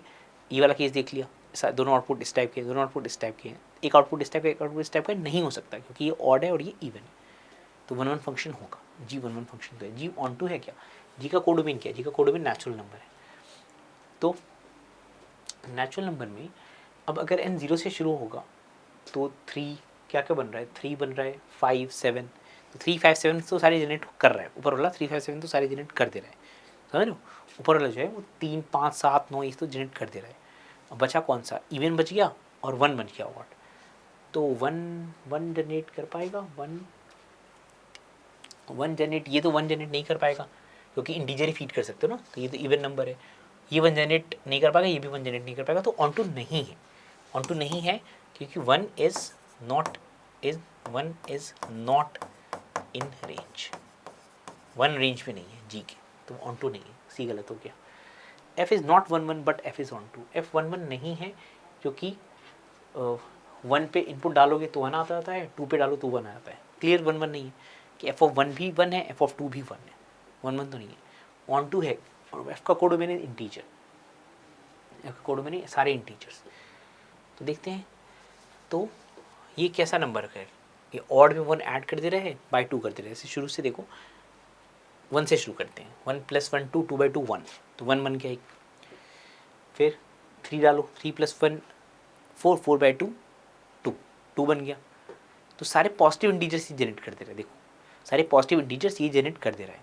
सारे पॉजिटिव इंटीजर्स ये जनरेट कर दे रहा है ऊपर वाला एफ में। नीचे वाला 2 डालो तो 4 - 2/2, चलो वो तो मिल गया था, 4 डालो 0 0 जनरेट कर दिया इसने, सारे पॉजिटिव इंटीजर वो जनरेट कर दे रहे हैं और सारे 0 इसने जनरेट कर दिया। नेगेटिव 6 डालिए तो -1 आ गया, 8 डालिए तो -2 आ गया, सारे नेगेटिव इंटीजर्स ये जनरेट कर दे रहे हैं, तो सारे पॉजिटिव ये जनरेट कर दे रहे हैं, 0 नेगेटिव ये जनरेट कर दे रहे हैं, तो सारे इंटीजर्स रेंज में आ जा रहे हैं, तो यस ये ऑन टू है, तो 1 1 नहीं है लेकिन ऑन टू है। अब बी ऑप्शन देखते हैं, f o g is not 1 1 but f o g is onto, f o g is not 1 1 1 1, तो 2 + 1 1 है कि नहीं, ये तो 1 1 है ना, क्योंकि n अगर पॉजिटिव है तो 2 + n1 = 2 + n2 करोगे तो n1 n2 आ जाएगा, n नेगेटिव है तो 2 + n1 2 + n2 करोगे तो फिर n1 = n2 आ जाएगा। और अब दोनों का आपस का रिजल्ट मैच करेगा,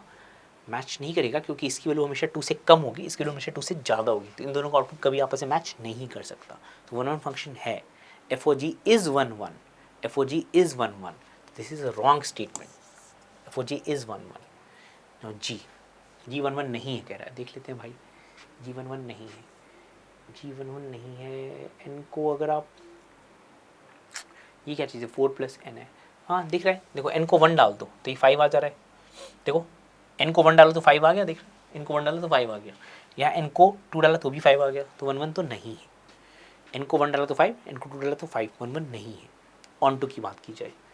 जी of is not onto, तो जी ऑफ एफ का कोडोमेन क्या हो जाएगा, जी ऑफ एफ का कोडोमेन जो जी का है नेचुरल नंबर हो जाएगा, तो हमें देखना है कि कोई नेचुरल नंबर कोई भी एक मिस हो गया तो हमारा काम हो जाएगा।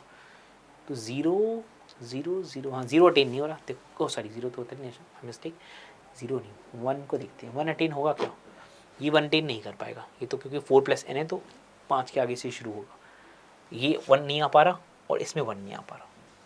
ठीक है 1 अटेन नहीं हो रहा,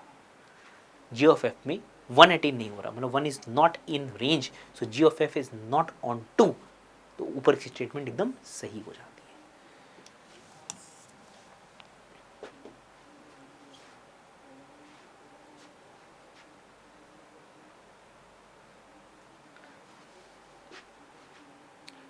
कुछ कुछ क्वेश्चन पेपर में आसान आते रहे तो उनका फ़ायदा उठाना, ये आसान क्वेश्चन था, इसमें तो मैं क्या आपको बताऊँ, सिर्फ वैल्यू डाल दो और बहुत बेसिक है, बहुत बेसिक आप आता है करना, आपको Z1 की वैल्यू डाल दो और भी तरीक़ों से कर सकते हो, लेकिन ये बहुत ही सिंपल क्वेश्चन है, तो फटाफट करके इसको आगे बढ़ सकते हो, इसमें दिमाग इतना लगाने का पॉइंट नहीं है। तो x-1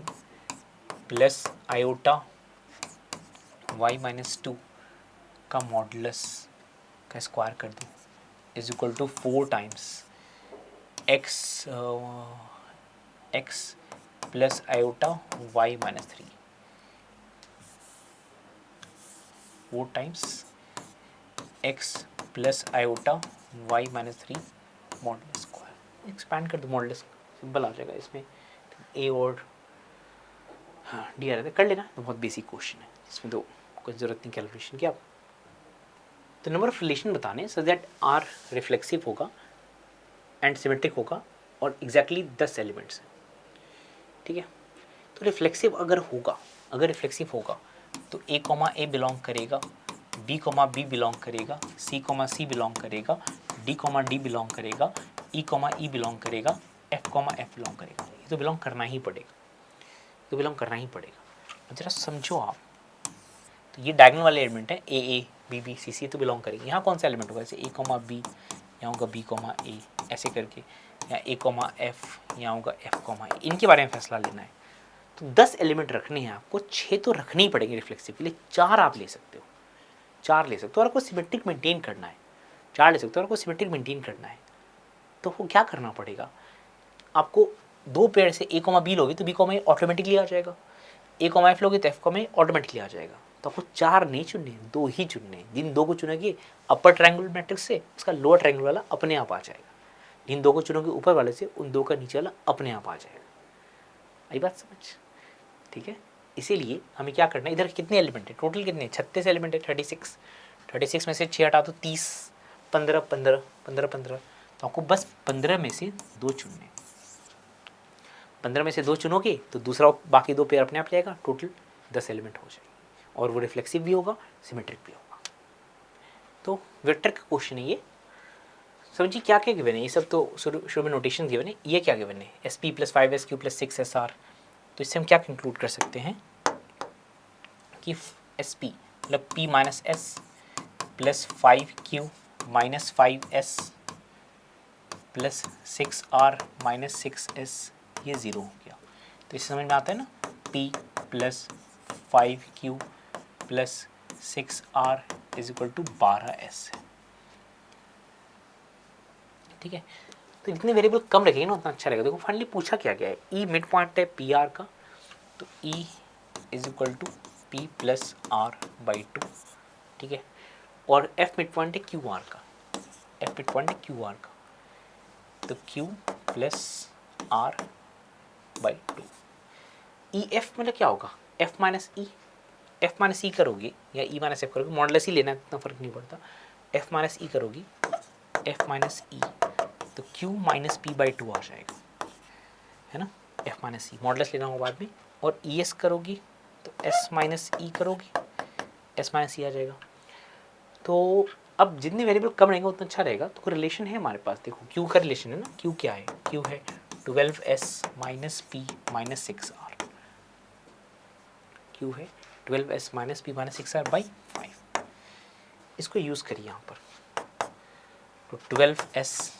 minus p minus 6R by 5 minus P, ये माइनस पी और बाई 2 तो करना ही पड़ेगा। ये किसकी बात हो रही है, ये एफ माइनस ई की बात हो रही है। एफ माइनस ई में कितना आया फिर, 12s minus 6p minus 6R, 12s minus 6p minus 6R by 2, मतलब 6s minus 3p minus 3R ना, 6x minus 3p minus 3R, ये आ गया f माइनस ई। मॉडुलस ले लेंगे, s माइनस ई क्या होगा, s माइनस ई, ई क्या चीज़ है, p प्लस आर, तो s minus p plus are by 2 हो जाएगा 2s minus p minus r by 2। 2 से डिवाइड कर रहने दो, 2 से डिवाइड रहने दो, 2 से काटो मत। तो फाइनली क्या चाहिए, ध्यान से देखो, इसका और इसके मॉडुलस का आपको रेशियो चाहिए। 2 तो गया, ठीक है, 2 गया, 6 कॉमन लेके आंसर आ जाएगा। इसके मॉडल्स का रेशियो चाहिए ना इसके, तो 6 कॉमन लेके आंसर आ जाएगा ना इसका, राइट, देख रहे 2 गया, 6 कॉमन लेके आंसर आ जाएगा। ना 6 कॉमन लिया, बाकी कैंसिल हो गया, और नीचे वाला जो 2 है वो तो कैंसिल हो ही जाएगा, राइट। तो मीडियम डिफ़िकल्ट तो नहीं है, लेकिन मतलब ईजी टू मीडियम ही इसको रीड कर सकते हैं। ये प्योर परमुटेशन का अच्छा क्वेश्चन है, इसको डिफ़िकल्ट ही रेट करेंगे हम एग्जामिनेशन में, not that very difficult, but examination में तो डिफ़िकल्ट ही रेट करेंगे। तो कह रहे कि कम से कम एक 0-1 में कम से कम एक 2 बार होना चाहिए। ऐसे क्वेश्चन तो इंक्लूजन एक्सक्लूजन लगता ही है, तो एक एक करके देखते हैं कि पहले 0 2 बार, फिर 1 2 बार, और उसमें से वो चीज़ें माइनस कर देंगे जिसमें 0-1 दोनों 2 बार आए, क्योंकि वो ऑलरेडी हम 2 बार काउंट कर चुके होंगे, राइट। प्लान क्या है कि 0 2 बार बाकी फ्री, 1 2 बार बाकी फ्री। उसमें क्या होगा, 0 2 बार 1 2 बार ज़्यादा काउंट हो गया होगा, तो उसको फिर हटा देंगे। क्या हटा देंगे, 0-1 दोनों ही 2 बार उसको हटा देंगे। ये अपना प्लान ऑफ एक्शन है। तो पहले केस लेते हैं, पहला केस कि 0 2 टाइम्स, 0 2 बार आ गया। अच्छा 0 2 बार आ गया तो साफ साफ कह रहे हैं कि 0 2 बार आ गया तो 0 पहले प्लेस पे नहीं आएगा। 0 के लिए कोई लोकेशन चुन लो, कितने में से बचे 6 में से कोई 2 लोकेशन चुन लो, और जो बाकी 5 जगह हैं ना, बाकी 5 जगह वहाँ कुछ भी आ सकता है, 1 और 2 में से, बाकी 5 जगह 1 और 2 में से कुछ भी आ सकता है। तो 2 की पावर 5 कितना हो गया, 32 15 480। दूसरा केस कि 1 2 बार, 1 2 बार, अच्छा 1 अगर 2 बार आएगा तो अब इसमें ये सोचना है कि 1 2 बार आएगा तो 1 पहला डिजिट भी होगा या 1 पहला डिजिट नहीं होगा, दोनों का आंसर अलग अलग आ जाएगा। तो उनको भी फर्दर बाइफरकेट कर लेते हैं, 1 2 टाइम्स है ना, 1 2 टाइम्स, जिसमें 2 केस में लो, फर्स्ट डिजिट 1 और first digit 2, first digit 1 first digit 2 अलग अलग आ जाएगा ना। अच्छा 1 2 बार आया, पहला डिजिट 1 ही आ गया, मतलब 1 आगे में से सिर्फ एक बार आएगा, कितने में से 6 जगहों में से कोई एक ही जगह आएगा 1, और जो बाकी कितनी जगह बच गई है, 5 जगह, क्योंकि पहले डिजिट पे 1 आ चुका है, कहीं और एक जगह 1 रख दिया आपने, 5 जगह बच गई। उन 5 जगहों में से 0 2 में से कुछ भी आ सकता है, उन 5 जगहों में 0 2 में से कुछ भी आ सकता है, ठीक है। तो ये कितना हो गया, ये 192 हो गया, है ना, ये 192 हो गया। अब पहला डिजिट 2 है तो 2 जगह 1 रखना है, तो अगले 6 जगहों में से कोई 2 जगह चुन के वहाँ 1 रख दो। पहला डिजिट 2 है, आगे दो जगह ही 1 रखना होगा। अब 3 डिजिट का फैसला हो चुका है, पहला डिजिट 2 हो चुका है, 2 जगह 1 रख चुके हो, 4 का फैसला बाकी है, 4 का फैसला, उन 4 जगहों में से 0 और 2 में से कुछ भी आ सकता है। तो 2 की पावर 4, तो 16 इंटू 15 240, 16 इंटू 14 240, ये आपस में एडअप हो जाएंगे। लेकिन इसमें क्या हुआ है, इसमें हुआ ये कि 0 2 बार 1 2 बार, ये इसमें 0 2 बार किया तो 1 2 बार वाला भी केस आ गया, इसमें से 1 2 बार किया तो 0 2 बार वाला केसेस भी आ गया होगा, उसको हटाना पड़ेगा। तो अब जो हमें हटाना पड़ेगा एक्सक्लूजन वाला केस, केस 3 एक्सक्लूजन वाला केस, उसमें 0 भी 0 2 टाइम्स, 1 2 टाइम्स, 0 2 बार आ गया, 1 भी 2 बार आ गया, दोनों 2 बार आ गया। अब इसमें 2 फर्दर बाइफरकेशन हो जाएगा कि फर्स्ट डिजिट 1 फर्स्ट डिजिट 2 दोनों अलग अलग तरीके से बिहेव करेगा ना। फर्स्ट डिजिट 2 फर्स्ट डिजिट, तो फर्स्ट डिजिट अगर 1 होगा, है ना, फर्स्ट डिजिट 1 होगा, तो आगे के लिए आपको 6 जगहों में से 2 जगह चुनने हैं जहाँ 0 रखो, और फिर बचे हुए 4 जगहों में से एक जगह चुनो जहाँ 1 रख लो। पहला डिजिट 1 है तो बच्चे 6 में से कोई 2 जगह चुन के 0 0 रख दो, और पहला डिजिट 1 हो गया, 2 जगह 0 रख दिया, कितने बच गए 4, 4 में से एक जगह चुन के आप 1 रख दो, ठीक है। और फिर बाकी जगह तो 2 ही रखोगे, बाकी जगह तो 2 ही रखोगे, तो कितना आ जाएगी 15 24 460 आ जा रहा है। अच्छा पहला डिजिट 2 और 2 जगह 1 रखना है, 2 जगह 0 रखना है, तो जो 6 हैं 6 में से 2 जगह चुन के, है ना, 6 में से 2 जगह चुनो, वहाँ आप 0 0 रख दो, बचे 4 में से 2 जगह चुनो, वहाँ 1 1 रख दो, और फिर आगे तो 2 ही आएगा। तो कितना हो जा रहा है 15 और 6 90। अब यहाँ पर देख लो, यहाँ अरेंजमेंट ना अपने आप हो जा रही है यहाँ पर, क्योंकि 62 से आपने जो 2 जगह चुनी, देखो डिवीजन डिस्ट्रीब्यूशन का टॉपिक याद करो, आपने पढ़ा होगा, non identical items in non identical groups, उससे आपको पता चलेगा कि 0 0 1 1 डिस्ट्रीब्यूट भी हो गया आपस में। 6 में से 2 जगह चुन के 0 0 रखा, 4 में से 2 जगह चुन के 1 1 रख दिया, तो हर पॉसिबल सिनेरियो कवर हो गया, कहाँ कहाँ जीरो कहाँ कहाँ वन आएगा, सोच के देखना पता चल जाएगा। आपका जो आंसर है वो केस 1 ऐड करना पड़ेगा, केस 2 ऐड करना पड़ेगा कि डिज़ायरेबल सिनेरियोज थे, केस 1 केस 2 और केस 3 सब्ट्रैक्ट करना पड़ेगा क्योंकि ये सिनेरियो एक्स्ट्रा काउंट हो गया है, एक ही बार चाहिए ना, 2 बार आ गया तो केस 3 हटाना पड़ेगा। इससे आपका आंसर आ जाएगा 762 करके देख लेना, इन तीनों को जोड़ देना, इन दोनों को सब्ट्रैक्ट कर देना 762। बड़ा अच्छा क्वेश्चन है भाई, पेपर का मतलब कह सकते हैं थोड़ा सबसे मुश्किल क्वेश्चन या मे बी मैट्रिसेस वाला क्वेश्चन है, तो चार मुश्किल क्वेश्चन उसमें इसका नंबर तो आ जाएगा। तो इस लिमिट्स वाले क्वेश्चन में ये थोड़ा स्ट्रेट फॉरवर्ड, मतलब कुछ मीडियम ही है, कुछ ऐसा मुश्किल नहीं है। तो वो एलएच रूल का कॉन्सेप्ट लग रहा है, 0/0 वाली फॉर्म लग रही है, तो डिफ्रेंशिएट करना पड़ेगा दोनों ऊपर नीचे न्यूटन लेबनीज़ वाले फॉर्मूले से। वो करते हैं डिफ्रेंशिएट, तो ऊपर डिफ्रेंशिएट किया आपने तो ये पता ही होगा आपको, a/2 1 - x² हो गया है ना, a/2 1 - x², और इसका डेरिवेटिव 1 है ना, ऊपर वाले को डिफ्रेंशिएट करें, ऊपर वाले 0/0 की फॉर्म है ना साफ साफ, प्लस बीटा cos x, यहाँ लिख लेते हैं a/2 1/1 - x², a/2 1/1 - x² plus beta cos x minus beta x sin x, ये ऊपर हो गया। अच्छा, और नीचे क्या हो गया, नीचे हो गया x², नीचे x², और लिमिट x अप्रोचेस 0 है, इसकी वैल्यू 2 है, लिमिट x अप्रोचेस 0 इसकी वैल्यू 2 है। तो 1 - x² मल्टीप्लाई कर दो हर जगह, तो क्या बनता है a/2 प्लस बीटा 1 - x², और लगे हाँ तो एक्सपेंशन भी करी, तो आप एक्सपेंशन कर दो, cos x की एक्सपेंशन 1 - x²/2 है ना, 1 - x²/2, नीचे मिनिमम पावर x² जाएगी, तो x² से आगे जाने का इतना पॉइंट नहीं है, देखते हैं इतना रखते हैं, minus beta into 1 - x², beta into 1 - x², x तो है ही है, साइन एक्स की एक्सपेंशन में x ही रहने दो, आगे ज़रूरत पड़ेगी तो लिख लेंगे, लगता नहीं पड़ेगी, और बाई एक्सपेंशन आता है ना करना, 1 - x² इंटू x², ये 2 आना है, ठीक है। तो बच्चों देखो 1 - x² तो अप्रोचिंग 1 है, इसकी तो कोई दिक्कत नहीं है ना, ये तो अप्रोचिंग 1 है, ये चुपचाप शांत रहेगा। बाकियों को देखते हैं। अच्छा, x² नीचे है तो x² से ऊपर कोई टर्म नहीं होनी चाहिए, मतलब ऊपर की कांस्टेंट टर्म 0 होनी चाहिए, x का कोएफिशिएंट अगर है तो 0 होना चाहिए। कांस्टेंट टर्म है क्या, देखो a/2 है प्लस बीटा है ना, यहाँ से कांस्टेंट टर्म नहीं है, तो a/2 प्लस बीटा 0 है ना, a/2 प्लस बीटा 0 है, एक अननोन क्वांटिटी है ना, ये अननोन क्वांटिटी है एक्चुअली, ए नहीं ये अल्फा है, ये अल्फा, तभी तो अल्फा पूछा है ना, ये this is alpha not a, ठीक है। तो ये अल्फा है, अल्फा है, अल्फा, ठीक है। तो हमसे क्या पता चलता है कि α/2 plus beta, beta constant term दिख रहा है आपको, तो α/2 प्लस बीटा ये तो पक्का 0 है। अच्छा, अब x का कोएफिशिएंट, x का कोएफिशिएंट तो है नहीं, x² ढूंढो, x वाले कोएफिशिएंट का रेशियो 2 होना चाहिए। x वाला कोएफिशिएंट कहाँ से आएगा, यहाँ से आ रहा है एक, जब ये से मल्टीप्लाई होगा तो -1 आ गया, ये मल्टीप्लाई हुआ तो -1/2 आ गया, -3/2 आ गया, -3/2, तो -3/2 बीटा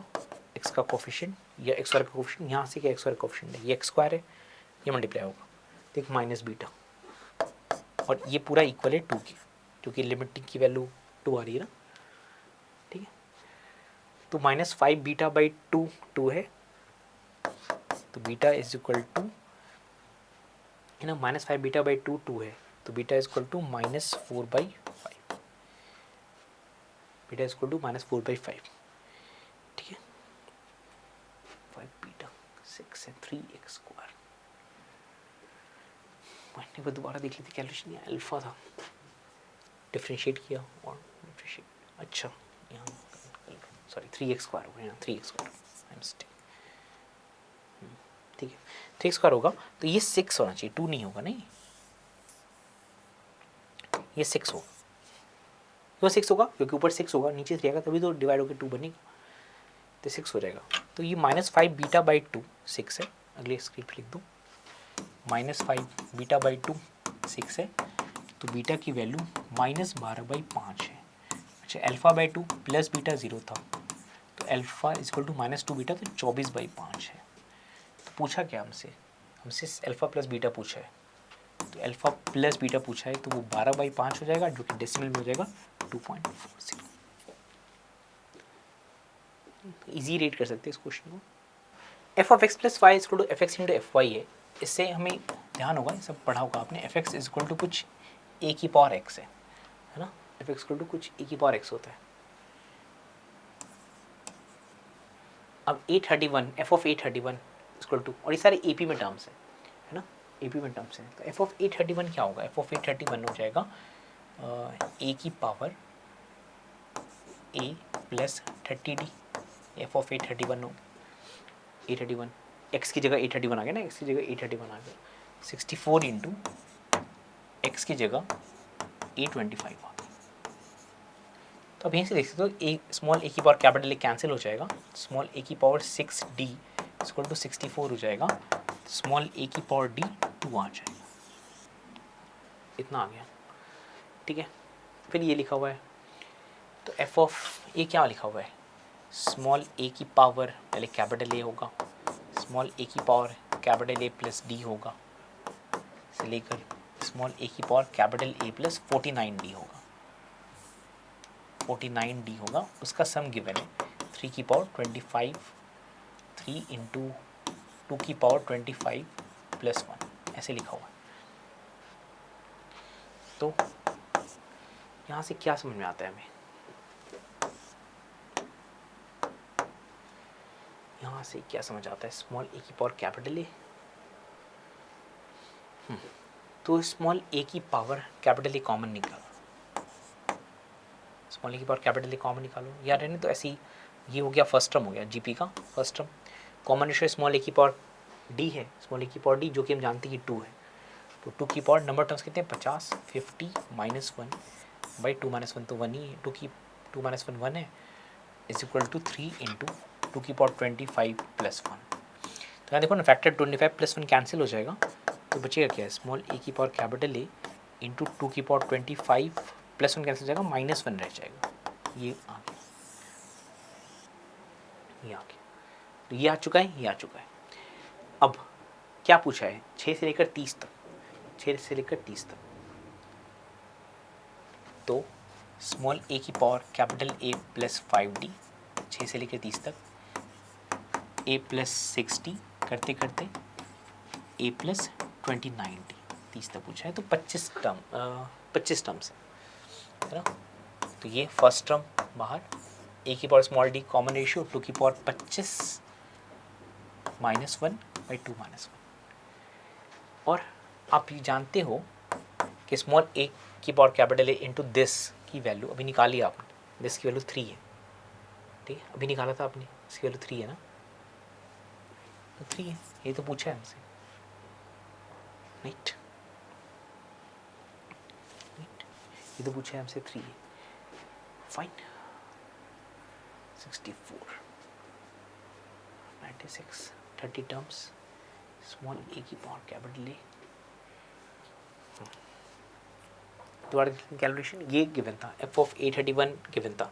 तो स्मॉल ए की पावर 64 आ गया, तो स्मॉल ए की पावर स्मॉल डी 2 है, उसको यहाँ यूज़ किया, इसमें इसके सम में यूज़ किया, ठीक है, उसको इसके सम में यूज़ कर लिया हमने, स्मॉल ए की power to care 50 minus 25 minus 1 25 minus 1, यहाँ पर एक ही रह गया, तो ये फर्स्ट, ठीक है, यहाँ पर एक जो फर्स्ट टर्म है वो तो ये है ना, फर्स्ट टर्म ही ये है, राइट, तो ये 3 नहीं है, ये कितना हो जाएगा, देखो स्मॉल ए की पावर कैपिटल ए इंटू 2 की पावर 25 माइनस 1 इंटू स्मॉल ए की पावर 5d, तो ये पूरी की वैल्यू 3 है, और ये है स्मॉल ए की पावर डी की पावर 5, और हम जानते हैं कि वो 2 था, इंटू 2 की पावर 5 दैट इज 96। तो ये ध्यान रखना था कि जो फर्स्ट टर्म थी ना वो स्मॉल ए की पावर कैपिटल ही नहीं थी, स्मॉल ए की पावर कैपिटल प्लस 5d थी फर्स्ट टर्म,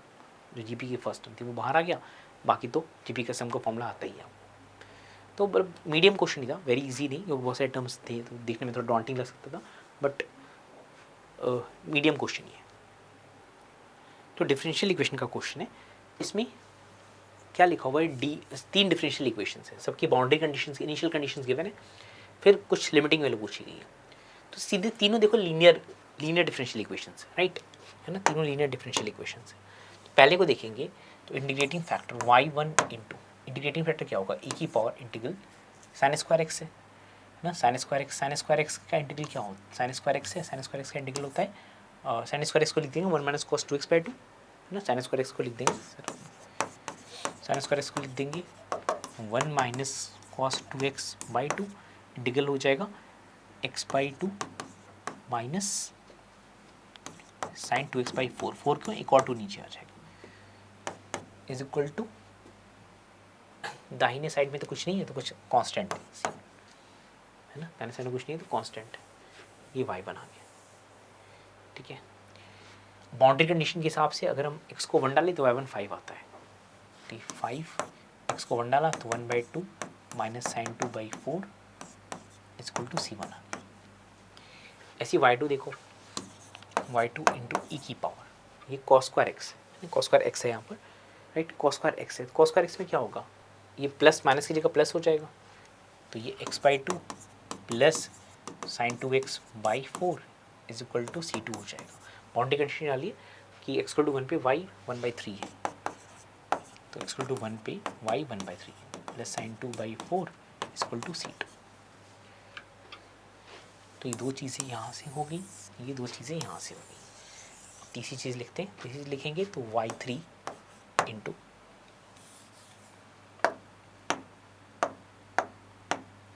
ठीक है, तीसरी चीज़ लिखेंगे तो y3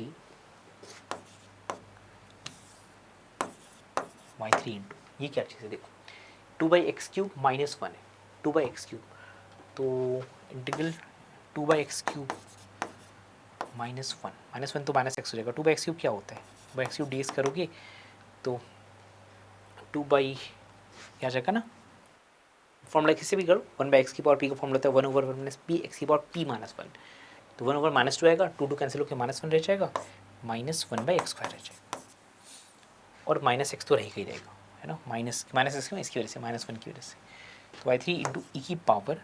-1/x² minus x is equal to c3 आ जाएगा।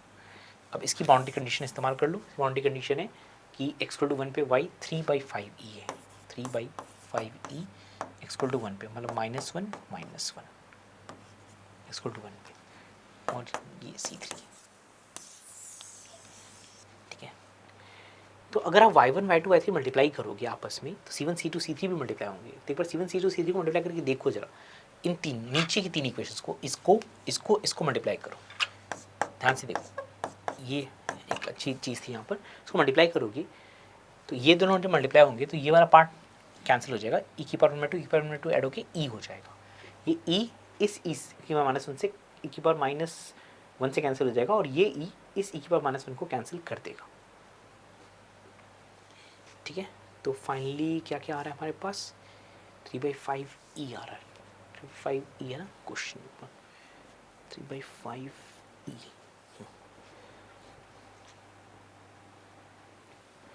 x by 2 1 plus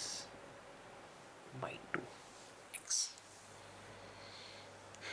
ठीक है। तो जब इसको मल्टीप्लाई करा तो देखो, इसको जब इंटीग्रेट करेंगे y1 इंटू ई की power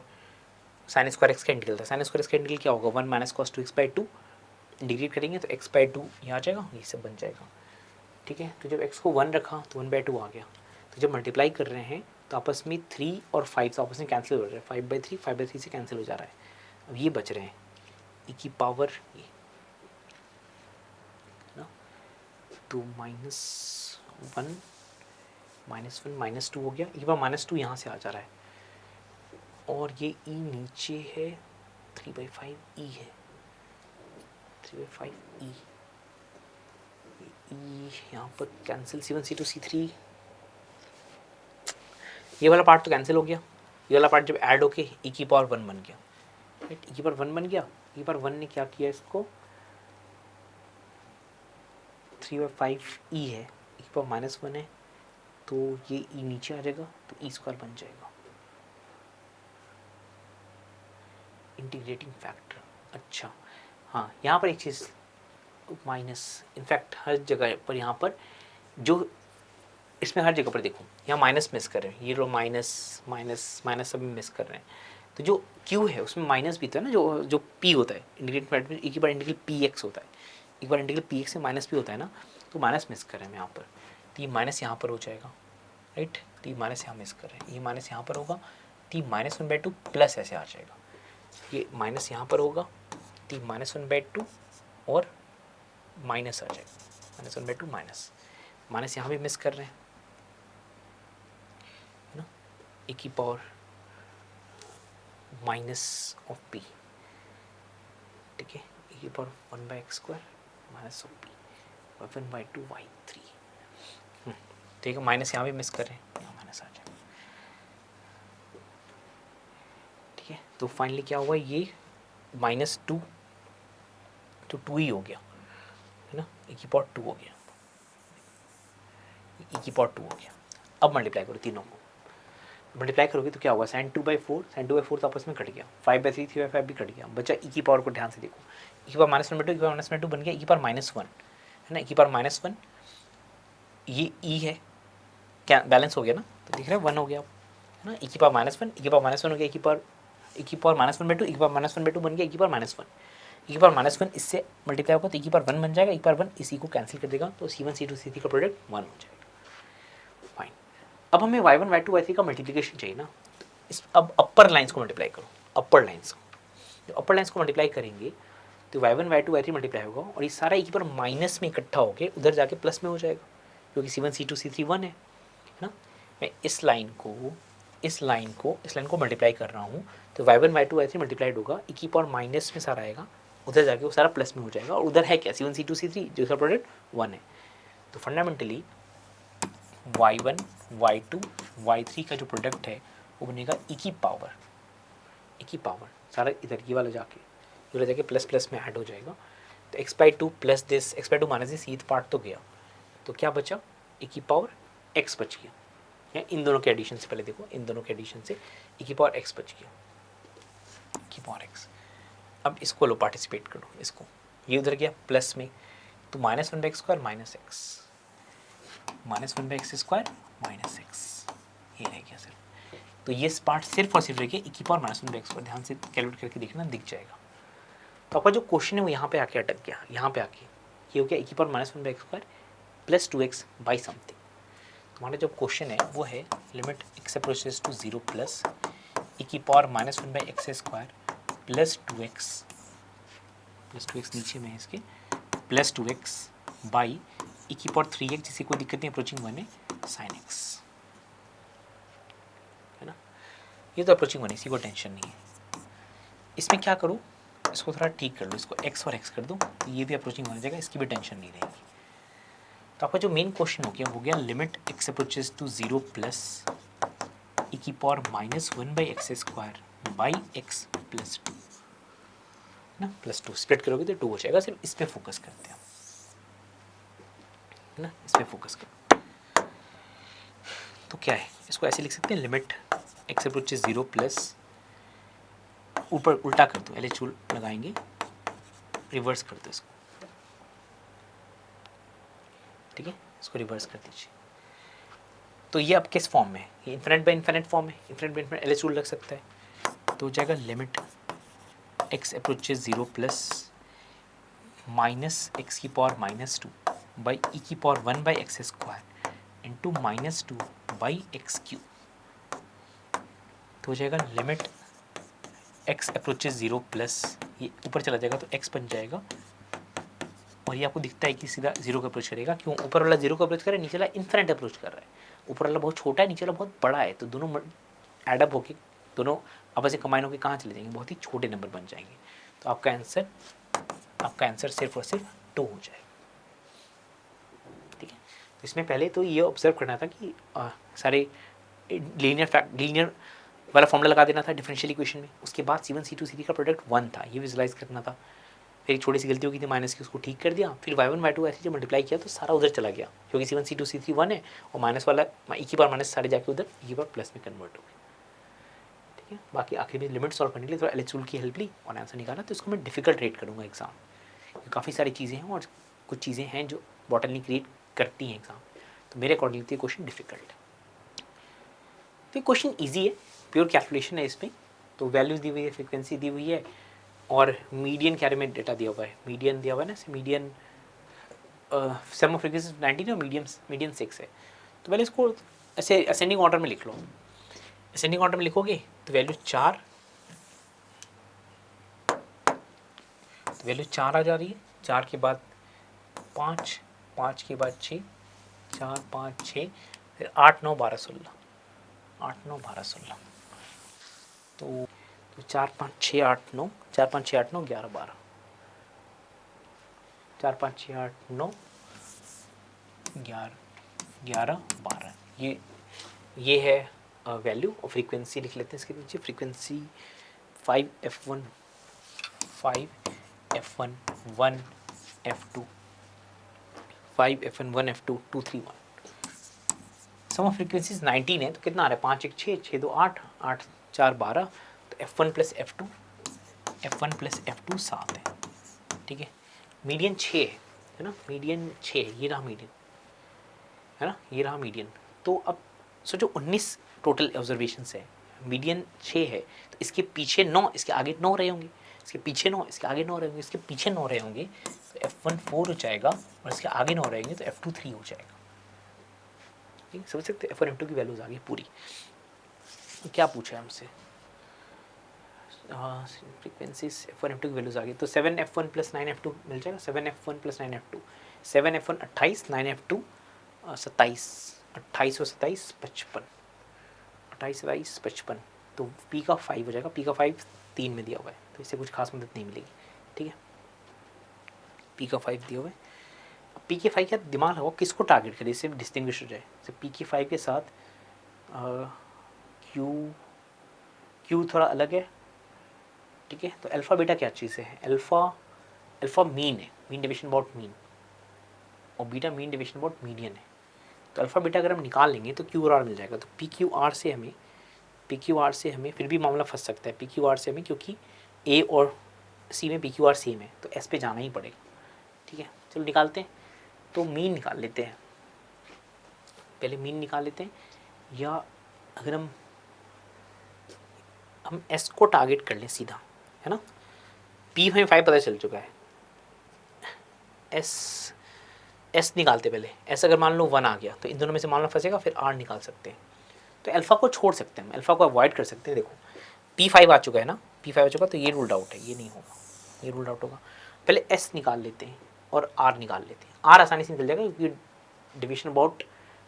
mean division about median है, मीडियन हम जानते हैं कितना है, हाँ मीडियन हम 6 जानते हैं, तो कितना डिविजन है इसका, 2, बीटा निकाल रहे हैं, बीटा, तो मीन डिविजन अबाउट मीडियन इसका 2 है, 2 इंटू 5 10 हो जाएगा, है ना, 2 इंटू 5 10, 5 इंटू 6 1, 1 इंटू f1 4 हो जाएगा, 1 इंटू f1 4 हो जाएगा, इसका तो 0 हो गया। 8 माइनस 2, 8 माइनस 6 2 हो गया, 2 इंटू 3 6 हो गया, 3 3 इंटू 2 6 हो गया, 5 5 इंटू 3 15 हो गया, 6 6 हो गया, डिवाइड बाई 19, ये, और 19 बीटा ही पूछा है, तो ये भी नहीं निकालना, 19 बीटा डायरेक्टली पूछा है, तो 19 बीटा ही निकाल लो। 19 बीटा कितना है, 14 14 6 20 20 20 6 26 26 6 26 15 41 41 47 47 आ रहा है। तो इसका है 5, इसका है 2, तो P5 आ गया, R2 आ गया, ये रूल्ड आउट हो गया। ठीक है, अब क्यों निकालने का कोई फ़ायदा नहीं, क्यों निकालोगे टाइम ख़राब होगा, दोनों में सेम है, तो एस निकालना चाहिए। ठीक है, तो एस क्या चीज़ है, एस है वेरिएंस। अच्छा, वेरिएंस निकालने के लिए मीन निकालना ही पड़ेगा। ठीक है, चलो तब कर ही लो, कैलकुलेशन है, सिंपल कैलकुलेशन है। मीन आता है सभी को निकालना, हमें अल्फ़ा मीन आता है निकालना, ये 9 हो जाएगा, 9 प्लस दिस इंटू f1, ये अगेन 20 हो जाएगा, प्लस 6 हो जाएगा, 8 इंटू 24 हो जाएगा, 18 हो जाएगा, 33 हो जाएगा, 12 हो जाएगा, बाई 19 करेंगे तो कितना आ रहा है, ये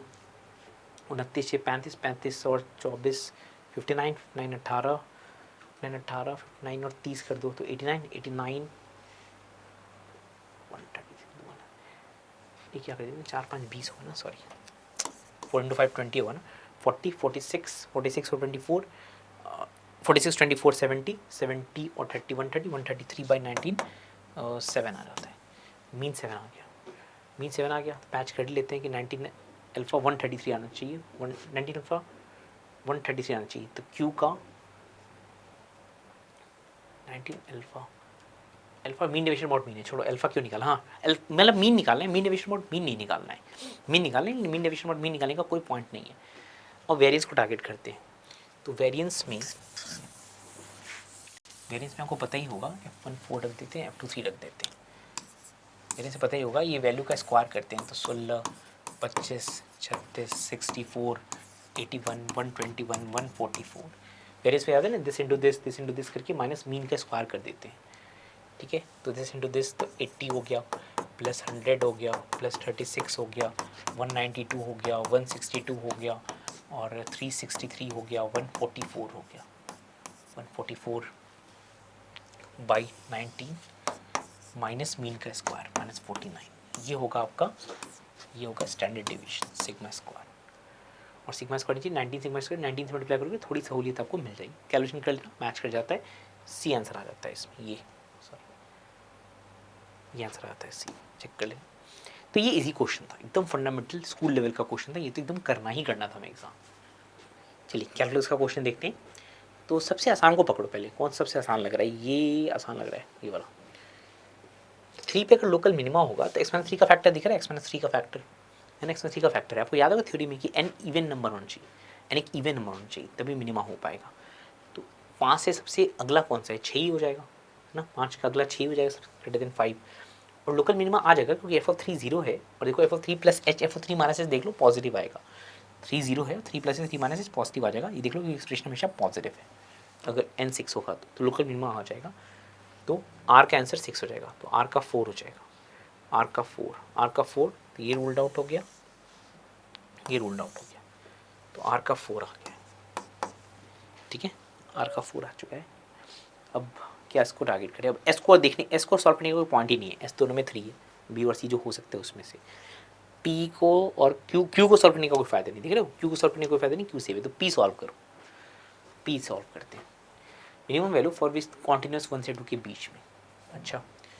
तो इसमें क्या रीजन है, देखो 1 से 2 के बीच में कॉन्टिन्यूस होना चाहिए, 1 पे क्या वैल्यू है, 1 पे है 10 प्लस 60 70 105, 105 माइनस 45 60, 60 बाई एम, तो एफ ऑफ 1 60 बाई एम, और एफ ऑफ 2 देख लेते हैं, एफ ऑफ 2 देखो, डालो 2, तो 8 80, 80 प्लस 120 200, 200 200 में से क्या हटाया, 180 हटा दिया, तो ये तो हट ही गया, छोड़ो हटाओ, 120 2 डाला ना, तो 884 180, sorry 180 minus 180 is minus 100 plus 120 is 20, 20 plus 55 by n, और ये कॉन्टिन्यूस है, मतलब एक ही वैल्यू होनी चाहिए, दोनों की एक वैल्यू होनी चाहिए, तो इनकी कौन सी वैल्यू जिस पे एक वैल्यू हो जाएगी, क्या पूछा है, the minimum value of n, तो इसमें डालना शुरू कर दो, मिनिमम वैल्यू 5 डालो, 5 पे देखो अलग अलग वैल्यूज आ जाती हैं, इसकी 12 आ जा रही है, इस पर 11 आ जा रही है, नहीं कॉन्टिन्यूस नहीं है, 5 नहीं हो सकता, मिनिमम 6 डालो, 6 डालो तो यहाँ से 9 आ जाता है, यहाँ से 10 आता है, वो भी नहीं होगा, 6 डाला 5 6, मिनिमम 8 डाला, 8 पे ये 6 पॉइंट समथिंग है और ये 7 पॉइंट समथिंग है, नहीं ये भी नहीं आ रहा, 9 डालो, 9 पे 6 पॉइंट समथिंग है और ये भी 6 पॉइंट समथिंग है, 9 आ गया, तो पी का 2 हो गया है ना, पी का 2 हो गया, बस काफ़ी है, पी का 2 हो गया तो ये रूल्ड आउट हो गया। तो ऐसे मैथ फॉलोइंग में सारा नहीं सॉल्व करना था, समझदारी दिखानी थी, सारा सॉल्व करने की जरूरत नहीं, ठीक है, तो इसको आप मतलब इजी टू मीडियम रेट कर सकते हैं। तो ये क्वेश्चन है, कुछ प्रिंटेड है और ये एक छोटा सा पार्ट यहाँ प्रिंट नहीं हुआ था तो उसको हमने ऐड कर दिया, ये पूरा क्वेश्चन है, ठीक है, और ये मैच करना है, तो यहाँ से देखो W एक डिफाइंड है, U cross V, V cross W, तो क्या क्या आसान चीज़ें हम ऑब्जर्व कर सकते हैं, U क्रॉस V W है, V क्रॉस W U है, तो दिखता है कि U और W परपेंडिकुलर है, U perpendicular to W, V perpendicular to W, और यहाँ से U परपेंडिकुलर टू V है, U परपेंडिकुलर टू V, तो सारे म्यूचुअली परपेंडिकुलर हैं आपस, सारे म्यूचुअली परपेंडिकुलर हैं, ठीक है, तो सारे म्यूचुअली परपेंडिकुलर है, तो इसे मॉडुलस ले लो ना, तो modulus U modulus V modulus W हो जाएगा, और यहाँ से modulus V modulus W modulus U हो जाएगा, इनको मल्टीप्लाई कर दीजिए आपस में, तो सब नॉन ज़ीरो ही है ना, नॉन ज़ीरो होंगे, नॉन नल होता तो ये होल्ड ही नहीं करेगा ना, तो नॉन जीरो वेक्टर्स है तो modulus U cancel, modulus W cancel, modulus V 1 हो जाएगा। दिख रहा है, मल्टीप्लाई कर दो इनको, मल्टीप्लाई कर दो आपस में, मॉडलेस वी 1 हो जाएगा। मॉडलेस वी पूछा भी है, मॉडलेस वी 1 हो जाएगा, तो पी का 2 हो जाएगा, पी का 2 एक में नहीं है बस, तो चलो ये रूल आउट हुआ बस। अब किसको, क्यू को सॉल्व करने का फ़ायदा है, आर को सॉल्व करने का फ़ायदा है, एस को सॉल्व करने का फ़ायदा है, मतलब करना ही पड़ेगा आगे। चलो देखते हैं और कुछ ऑब्जर्वेशन देखो। यू वी की परपेंडिकुलर है, यू के बारे में आगे इन्फॉर्मेशन दी ना, यू डब्ल्यू की परपेंडिकुलर है, तो यू डॉट डब्ल्यू ज़ीरो हो जाएगा, है ना, यू डॉट डब्ल्यू ज़ीरो हो जाएगा, तो यू डॉट डब्ल्यू ज़ीरो कर दो क्योंकि यू डब्ल्यू परपेंडिकुलर है। उससे क्या फ़ायदा होगा, alpha plus beta minus 2 gamma 0, alpha plus beta equal to 2 gamma आ जाएगा। देखो डॉट लेके 0 कर दो इन दोनों को, ठीक है। अब एल्फा अगर रूट 3 है ना, एल्फा रूट 3 है, और हम मॉडुलस डब्ल्यू के बारे में क्या जानते हैं, मॉडुलस मॉडुलस वी 1 है। देखो मॉडुलस वी 1 है, चूँकि मॉडुलस वी 1 है तो modulus U square, modulus V 1 है तो मॉडुलस यू स्क्वायर इसको टू मॉडुलस डब्ल्यू स्क्वायर, जो कि आ जाएगा 6। मॉडुलस डब्ल्यू क्या होगा, alpha square plus beta square plus gamma square 6 आ जाएगा। अब देखिए ना, एल्फा स्क्वायर अगर 3 है, एल्फा स्क्वायर अगर 3 है, 3 प्लस बीटा को क्या लिख सकते हो, 2 gamma minus alpha, 2 gamma minus alpha, तो 2 gamma minus alpha, alpha root 3 है, 2 गामा माइनस रूट 3 का स्क्वायर प्लस गामा का स्क्वायर इज इक्वल टू 6 आ गया। तो कितना आ जा रहा है ये, 5 gamma square minus 4 root 3 gamma, है ना, 2ab की फॉर्मूला लगाए, माइनस 4 रूट 3 गामा, और ये कांस्टेंट आ गया 3, है ना, प्लस 3 3 3 6, ये 0 आ गया। तो गामा या तो 0 होगा ना, गामा या तो 0 होगा या गामा गामा या तो 0 होगा, गामा 4√3/5 आ जाएगा, ठीक है। कुछ और है कि हमारे पास, गामा 0 होगा या गामा 4√3/5 हो जाएगा, ठीक है। अगर गामा 0 हो गया, मान लो गामा 0 हो गया, तो गामा 0 होने का मतलब क्या है कि अल्फा प्लस बीटा 0 हो जाएगा, तो बीटा माइनस रूट 3 हो जाएगा। तो इसमें कुछ इनकन्सिस्टेंसी तो नहीं है, बीटा माइनस रूट 3 हो जाएगा। और गामा अगर 4√3/5 हो गया, जैसे देखो इसमें तो है नहीं, है ना, इसमें गामा का पॉसिबिलिटी है ही नहीं, तो गामा 0 हो जाएगा। अगर सीधा करना है तो ये 1 हो जाएगा, तो क्यू का 1 हो गया, क्यू का 1 हो गया, तो ये रूल आउट हो गया, है ना, गामा 0 है ही नहीं, ठीक है। गामा 0 अगर हो जाता, सोचो अगर गामा 0 अल्फा रूट 3 है, टी और रियल नंबर से, ठीक है। अब अल्फा रूट 2 है, राइट, अल्फा रूट 2 है, तो टी प्लस 3 की क्या वैल्यू है, टी क्या चीज़ है, टी आपका यहाँ से आ जाएगा, टी यहाँ से आ जाएगा, टी यहीं से कहीं से निकाल लो, ठीक है, फाइन। अच्छा, और बाकी और आपको चेक करना है तो जो गामा एग्जाम में इतना नहीं करना, लेकिन ऐसे कर रहे हैं तो गामा 4√3/5 यहाँ डाल के देखोगे तो ये चीज़ें होल्ड नहीं करेंगी आपस में। अल्फा की वैल्यू डाल के देखोगे गामा की वैल्यू, तो ये होल्ड नहीं करेगी, इसलिए ये सब दिया हुआ है। बट ये लूज पॉइंट था क्वेश्चन का कि इसमें इसकी ज़रूरत नहीं है, गामा के लिए ऑप्शन 0 वाले सूट करता है, ठीक है। ये वाला हो गया। अब क्या रह गया, अल्फा, अब हमारे पास जो 2 ऑप्शन है उसमें से क्यू को सॉल्व करने का कोई फ़ायदा नहीं है। क्यू को तो हमने सॉल्व कर ही लिया, क्यू तो 1 था। आर को सॉल्व करने का कोई फ़ायदा नहीं है, देखो आर दोनों में सेम है, तो एस को सीधा सॉल्व करो, अल्फा रूट 2 से सॉल्व करते हैं, है ना, अल्फा रूट 2 सॉल्व करते हैं, तो अल्फा रूट 2 डालते हैं, वापस ये सब चीज़ें तो होल्ड करेगी यहाँ पर, है ना। अल्फा का रूट 2 डाला आपने, या चेंज करो आप, अल्फा का रूट 2 डाला तो क्या क्या चेंज आएगा, अल्फा रूट 2 डाला तो ये 2 हो जाएगा, प्लस 2 गामा माइनस रूट 2 का स्क्वायर प्लस गामा का स्क्वायर 6 ही रहेगा, है ना, फाइन। तो ये कितना आ रहा है, 4 gamma square plus 5 gamma square हो गया, माइनस 4√2 गामा, और माइनस ये 2 हो गया ना, 2 + 2 4, 4 - 6 इज -2, है ना, 4 - 2 इज -2। तो ये कुछ आ रहा है, हमसे क्या पूछा, t + 3 कितना है, t है क्या, राइट, t है alpha plus beta by gamma, ठीक है, t है alpha plus beta by gamma, तो t + 3 पूछा है हमसे, राइट। तो कैसे किया जाए, अब गामा अल्फा प्लस बीटा है, देखो यहाँ से देखो अल्फा प्लस बीटा की वैल्यू 2 गामा है, राइट। अल्फा प्लस बीटा की वैल्यू 2 गामा है, राइट। अल्फा प्लस बीटा की वैल्यू 2 गामा है यहाँ से, और 5 गामा स्क्वायर। अगर हम गामा की वैल्यू यहाँ से कैलकुलेट करें ना, इसका कितना आ रहा है डिस्क्रिमिनेंट क्वाड्रेटिक है ना, सॉल्व कर लेते हैं। अगर हम सॉल्व भी कर लो, इसमें सॉल्व कर लो तो एक 32 प्लस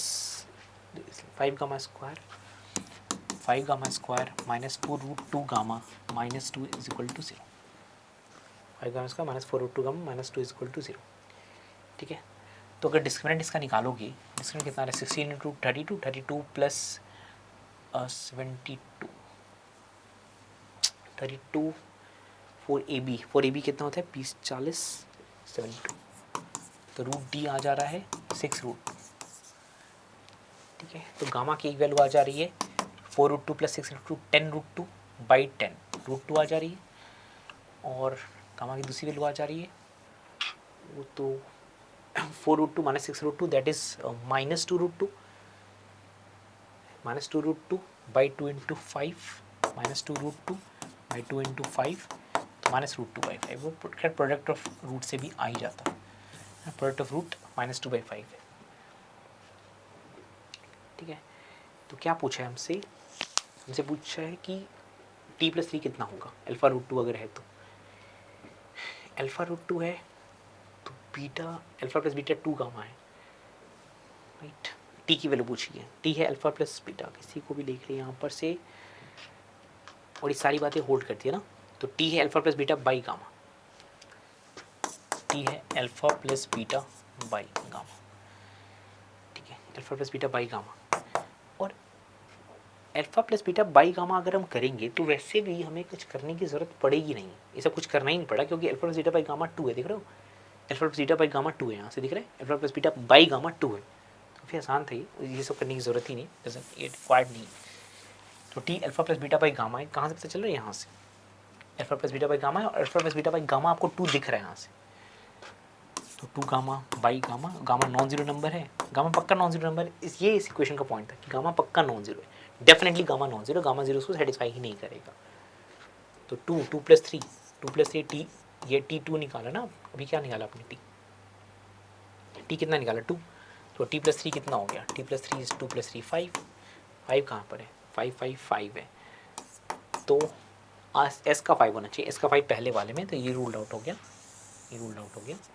और ये वाला सही आंसर हो गया, ठीक है। तो इसको भी मतलब मीडियम बोल सकते हैं, एग्ज़ाम में बहुत सारी चीज़ें हैं तो लगता है कि कुछ चीज़ें स्लिप दिखे ना। तो ओवरऑल पेपर को अगर आप देखेंगे, टोटल पेपर को देखेंगे, उस एनालिसिस वीडियो अलग से रिकॉर्ड कर देंगे, तो करीब इसमें 5 इजी क्वेश्चंस हैं, 3 डिफ़िकल्ट क्वेश्चंस हैं, और 8 मीडियम क्वेश्चंस हैं। तो 3 डिफ़िकल्ट क्वेश्चंस को हम कैटेगराइज कर रहे हैं, उसमें आप 3 डिफ़िकल्ट किसको बोल सकते हैं, मैं तो बोलेंगे तो डिफ़िकल्ट नहीं है, खैर इसको एक डिफ़िकल्ट रेट कर सकते हैं, डिफरेंशियल, उसको डिफरेंशियल इक्वेशन वाले, ये डिफ़िकल्ट। फिर एक पीएनसी का जो था, पीएनसी का था ये वाला है, ये वाला डिफ़िकल्ट, एक ही दूसरा डिफ़िकल्ट, और एक मैट्रिसेस का मुझे लगता है डिफ़िकल्ट। तो मेरे लिए 3 डिफ़िकल्ट क्वेश्चन थे, 5 इजी क्वेश्चन थे, और 8 मीडियम है। थोड़ा इजी मीडियम में शेड है, कुछ इजी को मीडियम बोल सकते हैं, कुछ मीडियम को आप इजी बोल सकते हो, बट मोटा मोटा ये स्ट्रक्चर था। तो ओवरऑल वही है कि 50% अगर किसी को स्कोर करना है तो आराम से कर सकता है, उसके बियॉन्ड जाना है तो आपका एक्सपोजर थोड़ा अच्छे क्वेश्चंस का होना चाहिए, और रेगुलर बहुत अच्छी एक्सटेंसिव प्रैक्टिस होनी चाहिए, जैसे कि एक्चुअल एग्जाम में हम उम्मीद कर सकते हैं। ऑल द वेरी बेस्ट आप।